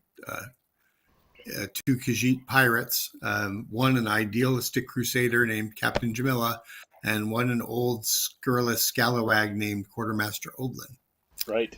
Uh, All right. Wait. Before you I go, I want you to let's hope that the internet gods are kind, because Michael in chat has one more question here that I think would be interesting to hear. I And lost all the chat questions, so I don't know that's all what it right. is. He asks, "What lessons from video games could Oh, TTRPGs stand to learn, or have they already?" oh my What goodness, so you in your should. time there, what are some of the things um, that you've picked up there that we didn't pick up in when we were working together, and the things that we didn't know Sure. that maybe So we should. I have a whole seminar that's devoted to that. It's called From Dice to Digital. I've run it at several different shows, including GameholeCon. But I'll keep this brief in case internet gods are not kind. One of the big ones is And then we can in, have you back again and have a whole show devoted to this. there you go. Well, okay, then I'll do the teaser then. In tabletop games, there's a live DM.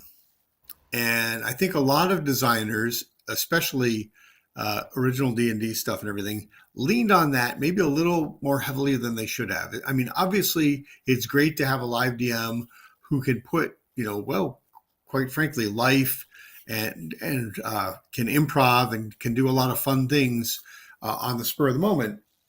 But as game designers, we need to be more cognizant. Excuse me. Cognizant of the fact that not every DM is created equal. Some of them are good, some of them are just learning. Some of them need more help than others.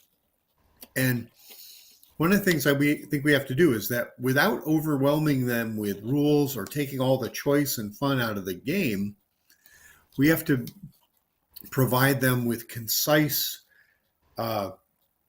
rules and opportunities for fun storytelling.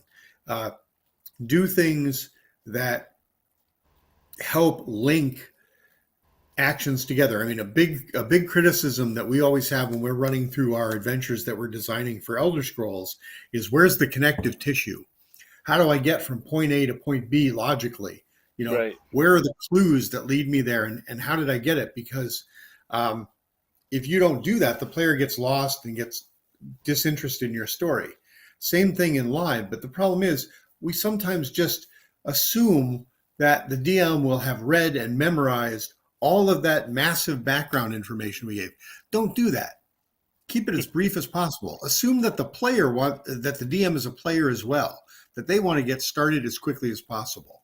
When I play a board game, particularly one that's going to have some complexity to it, I love some of the old European board games, or heck, even new ones, where they're like, hey, you can start playing without reading this whole book because we'll give you the information as you need it.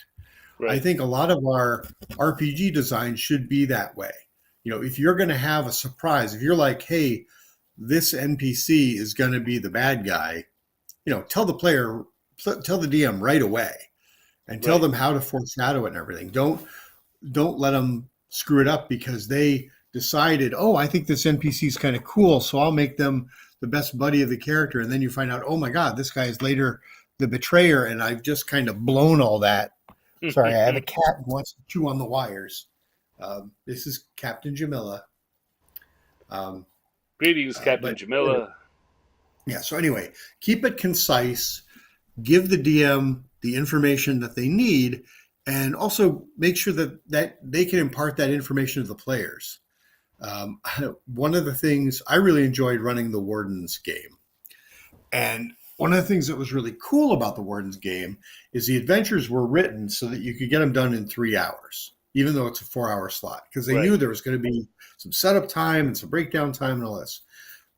One of the things that was a little tough is they gave you a ton of background information on the world and on the setting and everything like that. And all that stuff was great. But they didn't tell you, well, all right, this is unfair because I prepped kind of quickly for it. It did not appear that they told me exactly what elements were really important that I know before running the adventure and what were things that I could kind of, skim and just have in my background, in the background of Right. my head. And I think that, by the way, this was not an overwhelming amount of information. I'm just using this as an example. But I know, like, for example, if you wanted to run a Birthright game or a Forgotten Realms game or something back in the old days of second edition D&D, it felt like you had to know everything before you could do anything. Right. And that's rough. That's rough on a DM. That's rough on a player because the player's like, I just want to roll some dice. I want to play my barbarian and go hit things. I don't need to know the history of the world. And then there are other players who are like, I want to know everything. And you got to be able to bridge that gap. So I think one of the big things I learned was be complete, but be concise. Make sure that you get the DM and the players all the information they need to know, but make sure that the information they need to know actually isn't all that much. You can always add to it later. That's part of Yeah. the fun of the game. Yeah. All right. That's a All right. terrific answer. And let's put it on the list for things to do a get together and Sure. talk about the full scope of that. I mean, I'd love to do that. From dice to digital. Yeah, we can do it again.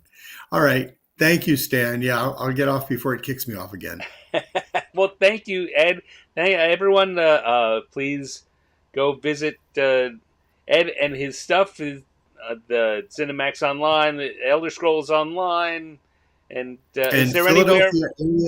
Philadelphia area For gaming. you personally, your stuff, Ed? What's that? Is there anywhere that you like? Do you have an internet home for Ed? No, not really. You can find me on Facebook, but no, not yet. Every once in a while I think about making a web page, but I'm too lazy. You're gonna have to help me with that. Well, I can help you with the lazy part. Okay. Oh, look who's here, Linnea. Good night. Night, Ted. Here comes on, and Ed leaves. I'm sure it's not because of you, Linnea. All right. Well, I'm going to hang around for a bit. You guys don't have to, but you, of course, are always welcome. I will be head down more, so gathering something to talk about is probably the way to go, or I'll just ramble to myself like I tend to do. Let me get out of here, where it's just me, or I can pull this up. Um, yeah, so gotten coloring is the slowest part of this process, as you may have seen in me doing these. Oh, you've been listening, Lene. Oh, great, glad to know that. Uh, um, I do the sketches in an hour, little more than an hour, and I do the inks in about what 2 hours when we're doing these work in progress, and I come back to do the inks. They take about 2 hours. The coloring is at least 4 hours of work for me, the way I do it. I'm sure there are people that are much faster and probably even better, faster and better. Um, but this is my style, and so uh, it's the slowest part for me, and takes the most kind of head down focus to get it done. But here we've been going about an hour and a half that I've been working, and I've gotten the I came in with the flat colors done. So what I've done is the shading on the elf and the minotaur, because the swordsman up front, I did the shading beforehand. I came in with that done also. Uh, but it's coming together. I think it's looking pretty good. Did I get a chance to play any other games at Gamehole Con? I didn't. I ran 4 sessions of my game, and did the illustrated dungeon with Ed, and that's what I did game wise. Um, One of the great things with all those people that I know being at the show, as you guys have said, it feels sometimes like it might be old timers day. It's a chance to see people. Last year when I wasn't running anything, I sat in the Monty Cook Lounge. Um, Hey Jen, thank you for showing up. I hope that we were entertaining. Hope you had a good time, and I'll see you on your guys' show on Friday. Uh, that's what we should have mentioned that the page, the Philadelphia Area Gaming Expo, they've got a Friday live stream show on on YouTube. So if you find them, look for that Friday evenings at 9:30 p.m. Eastern, and they have a lot of really great guests. And so even when it's not me, Ed and the Blind Bard Jen there are hosts along with Ron and Phil, and a cavalcade of terrific guests. So look them up, and give them a view. And it's on YouTube where you can go look at the old episodes, kind of scroll through and get a best of. What was the feedback on demo? All right, so demo, as I said, has been renamed the Epic Tales role playing game, tabletop role playing game, and the feedback was really good. Was that it was simple, easy to pick up. I had one couple. The wife was an experienced role player, and the husband was kind of new to it, and they both really enjoyed it. And that was the best test I could have. That made it feel like one of those demos.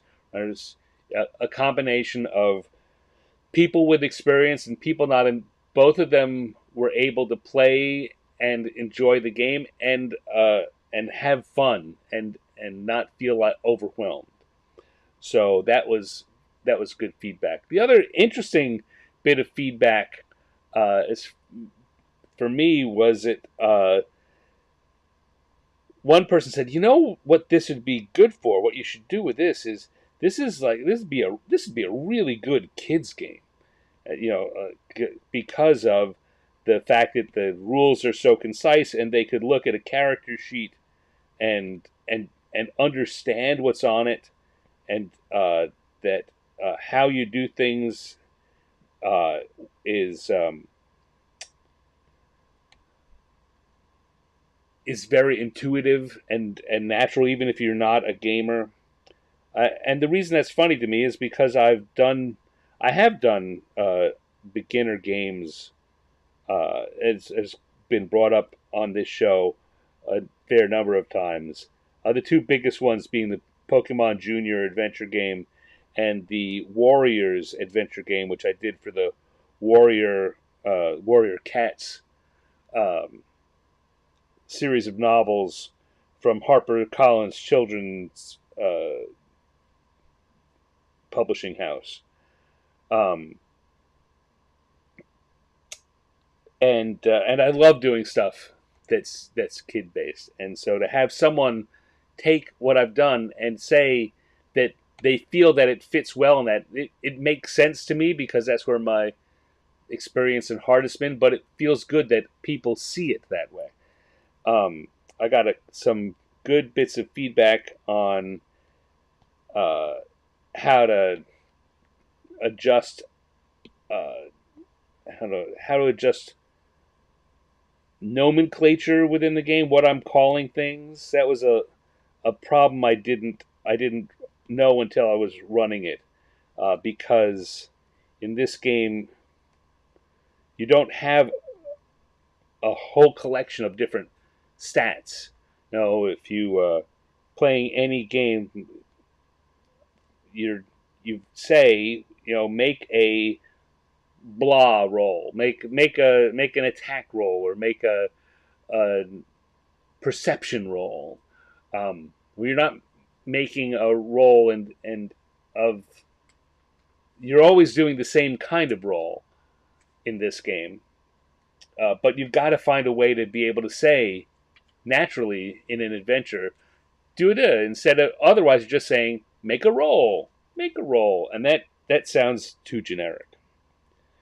So in the game right now, I have it listed that all all actions fall under the combat section, which everyone thought made perfect sense. No one complained about it. It says right from it, you're either having literal combat with a person, or you're having a combat with a tough lock to unpick, or to pick. Uh, and that made sense. But I think I'm going to need to change that to, no matter what you're doing, it's a challenge. Everything is a challenge, and therefore I can say, because it doesn't flow verbally, to say make a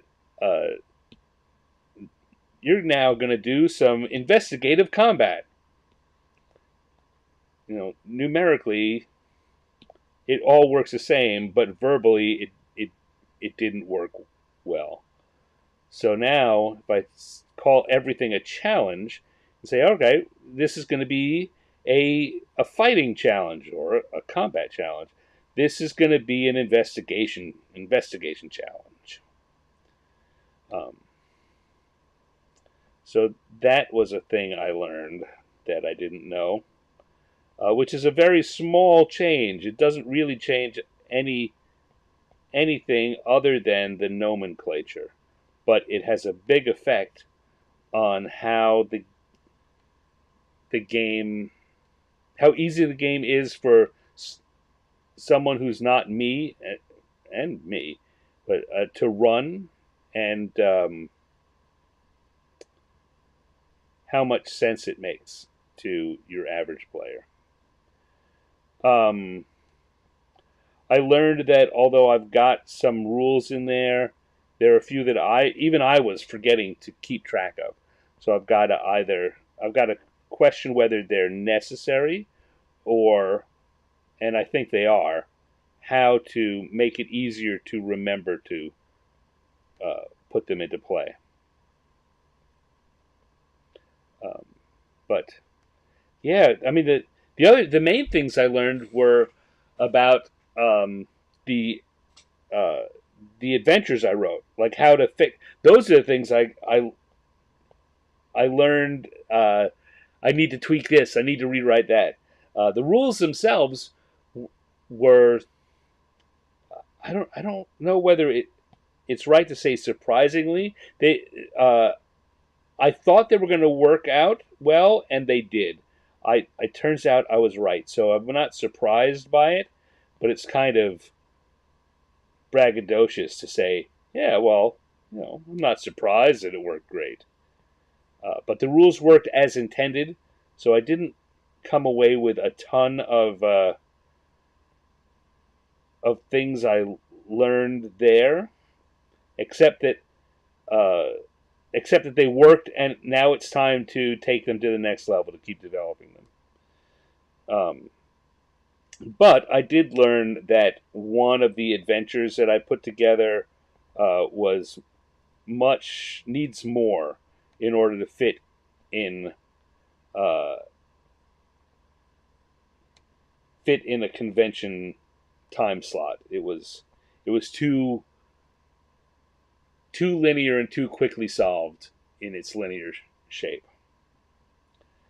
So I need to add some tweaks to it. The other one turned out even better. It's a haunted house uh, adventure that I put together, investigation that I put together, and it turned out. I was a little worried about that one, uh, but it turned out so good. It was exactly what I wanted it to be, and I was very happy with that. So time to write those up. As I say, I'll be running them at Page, and if/when I put this together in a publishing format, I'll almost certainly either include them or make those available for purchase also.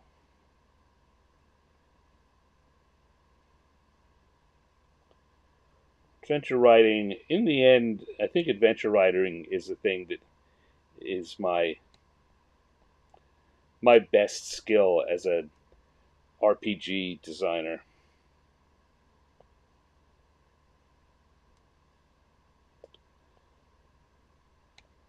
I suppose it's more important what my publishers and what the audience think is my best thing, but that feels to me where I excel, and so it's um, always a good kind of rewarding sense when an adventure, the first time you send it out into the world, uh, gets a good reaction from the audience.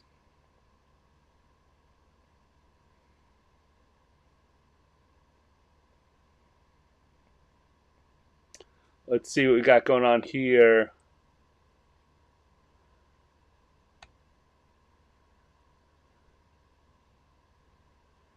Test implies good, bad, pass, fail. Yeah, everything. I I don't know. Sometimes it's not that absolute. It's a test to see. Um, it's good, bad, pass, fail the first time you put it out there, but you still are testing things to optimal, find out the optimal version. Very often, that's a different kind of test. That's an A/B test where you put the same thing out with a variation or a controlled variation, and that's not a pass fail. That's a see what the differences are, see what you learn by if I do this as opposed to that. This is how the results skew.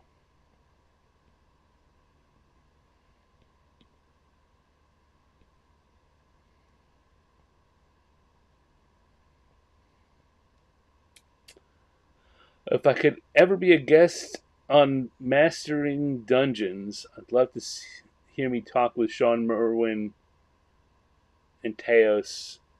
Oh, I'd love to talk to Sean and Teos. They're awesome.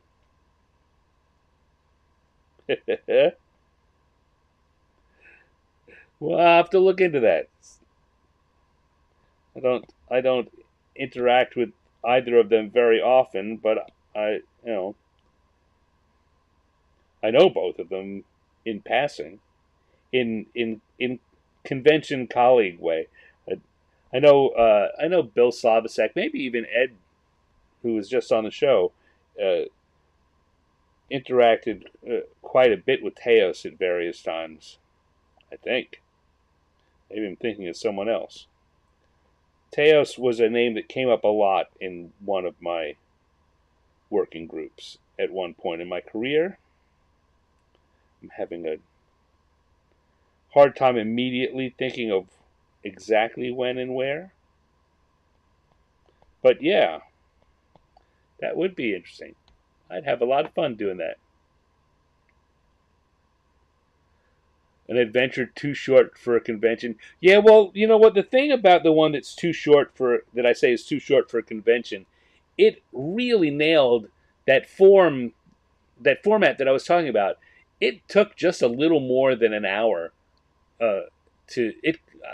I I massaged it so it took slightly longer, so the people didn't feel like like they wasted their time slot by coming out there. Um, but yeah, I designed something which really also um, gave proof to my basic starting supposition that doing something in an hour, something that's designed to be run in an hour, is a viable format.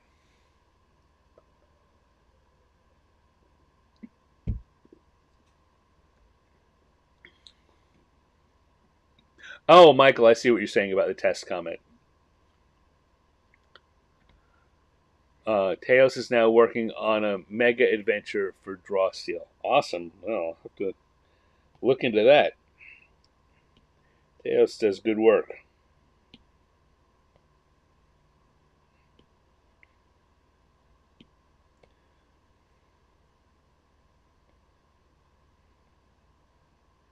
See if I can get this dwarf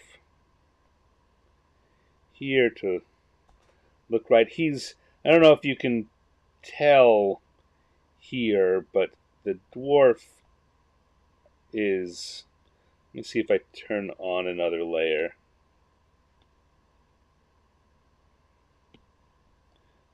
The oh, you can see it here, right? The dwarf. I've already started to make the lines for the dwarf are not as dark black. They're not black. They are a. Uh, this is actually a very good view to do this, right? To create the depth in these drawings. I've talked about this before.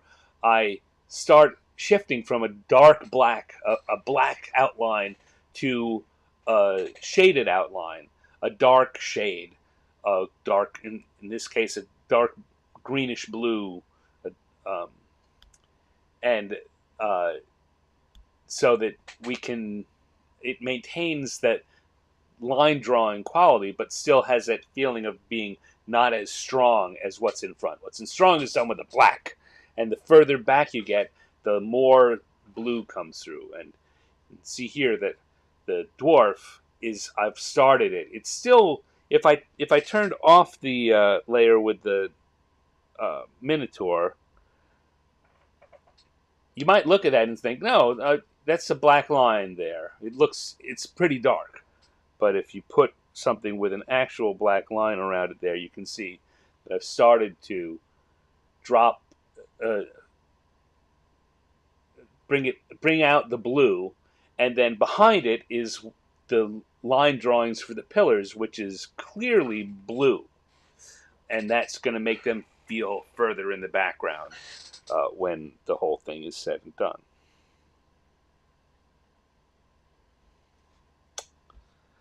So there.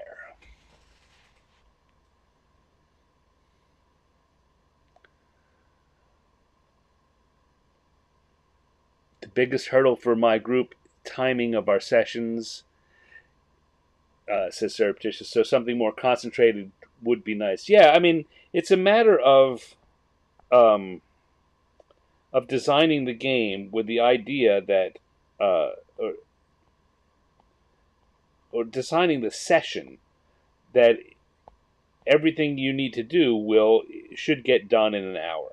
You don't. Uh, you take away some of those things that are included in a lot of games that can just go on. The investigation portions, some of the role playing that um, that happens because you don't know. You're wandering around trying to figure out what you're supposed to do, and there are plenty of times where that's key to the fun. I don't want to take the fun away. That you can always add more of that in, but if you plan your game with the idea that it's got to run in an hour, you don't put that kind of thing in. You make sure that the characters have a clear understanding of what they're supposed to do, what they have, and how they can do it. Of course, this being a role playing game, they can always choose to do something else. But a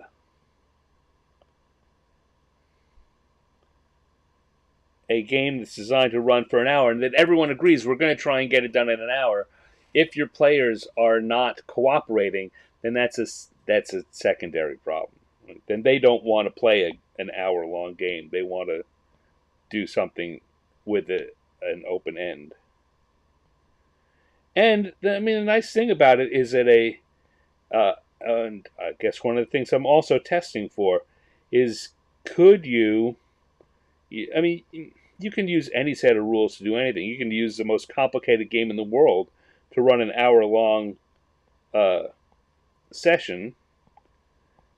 It it won't uh, it won't sing. It won't perform its best. So you could use these simple rules I'm developing to play a long ongoing session, and it would work. But I think that you'll find, or one would find, that because everything's so pared down, it really the longer you try and do it, the bigger the session you try and do with it, the more you feel like I'm just doing the same thing over and over again. Where's the difference? I feel this is too simple. Um,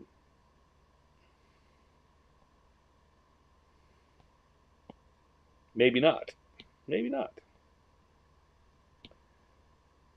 But you want the nice things about games that are complex is exploring that complexity, taking the time and having the opportunity to try things and flex those game design muscles, those mechanical muscles, the differences that you've taken and built into your character. Those only matter when you get to use them.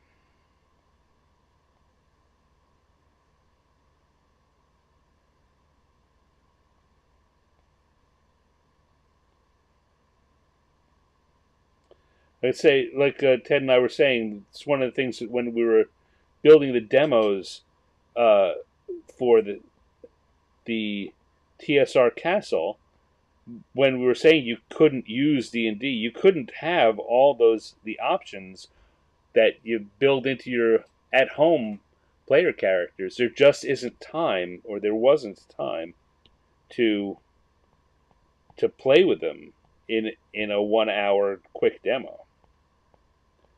You want something that functions quick and easy, like a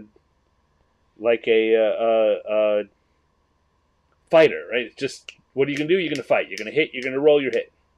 You want a wizard with just a low number, or a spellcaster with a low number of options of the spells that everyone understands. You don't give them the fancy spells. and the very situational spells. Give them a lot of rays of fire bolts and rays of frost and maybe a fireball. Very obvious things because you're trying to play quickly.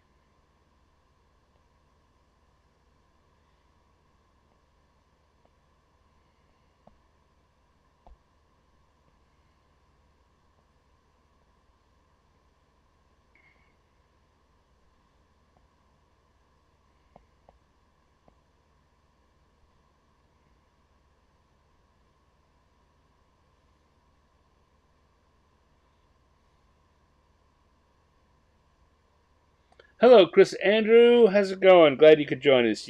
As Michael says, you missed Ed Stark. He was with us for the first 90 minutes or so.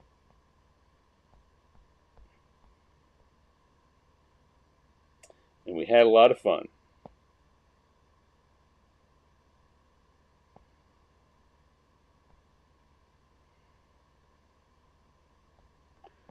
All right, looking good there. What do we got?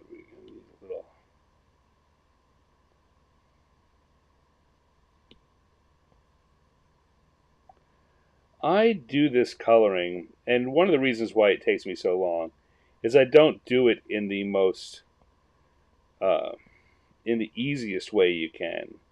I'm hand picking my colors each time, and that's some of my cartooning, my art and cartooning friends uh,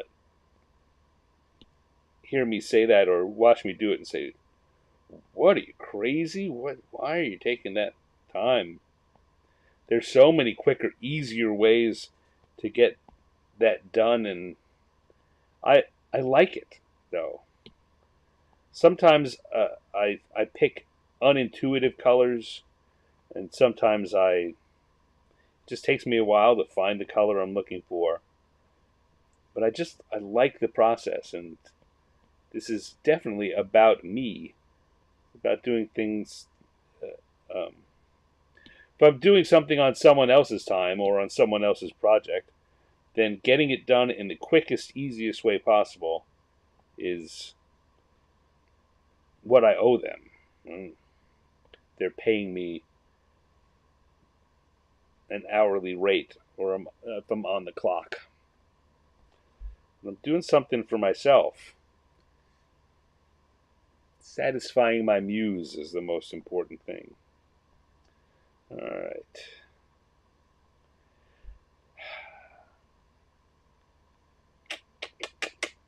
I may stop here because working on those rocks is something that's going to be. I'm going to have to test and try things, and it's going to be not. It's not going to be very interesting for you to watch. And it's the kind of thing that's going to be frustrating. There are parts of this that are like, oh, I got to test this and try this. Even if I did it the simple way, how to get the effect on that shadowed effect right on the rocks is going to take me a little bit. So let's take a look here. We've got the characters all done. I think this is done for the characters. It's just the setting in the background is what I've got left to do, and that's I'll be honest, probably another couple of hours. And all told, one of these drawings takes me somewhere between a full day to a day and a half of work to create one of the pieces for the show. Any of the let's go back and look here. Any of these drawings uh, that I've done on the show during interviews or on the work in progress shows, you've seen parts of the work. Most of these drawings, all said and done, took somewhere between 8 and 12 or 10 and 15 hours to accomplish, to finish. A few of them took longer. A few of them turned out to be much easier and took less time. But that's uh,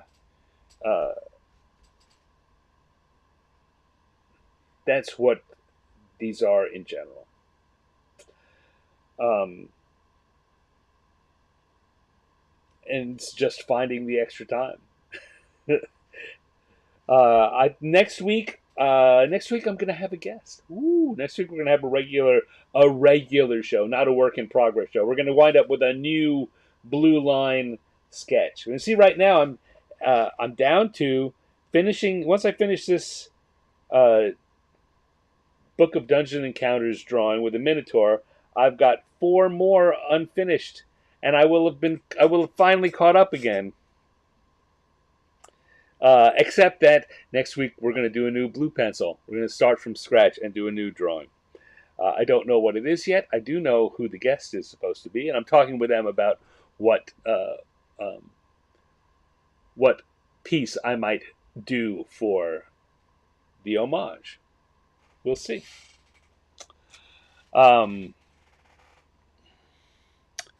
Thank you, Michael. Michael says the shades on the Minotaur are cool. I appreciate that. What do you say? He's yoked. Oh, the yoke's on me, apparently.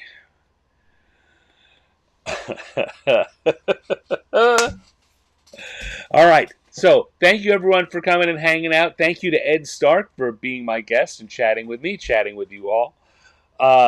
And it was fun talking about Gamehole Con, the fun I had there, the different types of events I ran, and about the upcoming Philadelphia Area Gaming Expo page, which will be in January of 2026. Please check that out. And if you are in the Atlantic Seaboard or area, the Northeast-ish, consider coming out. Like Gamehole Con, it's going to be a con with a very high guest to attendee ratio. There are going to be a lot of folks from as Ed was saying, from early days of D&D and gaming to current designers to people who are artists and involved in other aspects of the hobby and our culture, our gaming culture.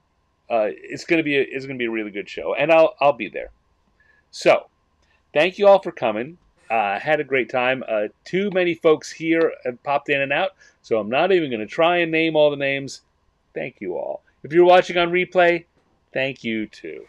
So please, please, please, please, give this a thumbs up or a heart or a like, whatever it is on the platform you're watching on. Give this video, give it a little love. If you're hanging out this long, it deserves a little love. And after I finish this, when it's in replay, if you could please leave a comment, that is super helpful, particularly on YouTube. Here, I'm talking on YouTube in specific. Leave a comment. It helps to get this program, this show, presented to new people and get them invited to come and join us and be part of the crowd. In the meanwhile, if you enjoy what I'm doing and you want to be more involved in that kind of thing, I've got a Patreon. You can come over. There's even a free membership at the Patreon. Patreon.com/Stannex. STANNEX. Come on, check out what we're doing there. If you just want to know what's happening on this show, well, then you want to be a member of our free newsletter. 50 Years in the Dungeon.substack.com, where I let you know who the guests are, what's coming up. You are the first people to get to see the finished drawings. Once they're done, I release them to the Substack, and then it's a week or 2 weeks. Sometimes it's even as long as a month before I release it for the rest of the world to see. The most recently created one, the Fantasy Age drawing that I finished 2 weeks ago. I think it went to the newsletter subscribers 2 or 3 weeks ago. It still hasn't been. I just realized I've got to go show that to the rest of the world. In the meanwhile, it's an exclusive for the people who are at the free newsletter. 50 years in the dungeon.substack.com. Check it out. I will be back tomorrow evening with a new episode of Random Encounters, the improv cartoon show, where we take dice and encounter tables and input from the live chat room audience and randomly create drawing prompts, and then I draw them while you watch. It's a lot of fun. If you haven't, you should come check it out sometime. But for now, I'm going to go refill my glass of diet soda and grab a little munchie and call it an evening. So thank you for coming. I'll see you.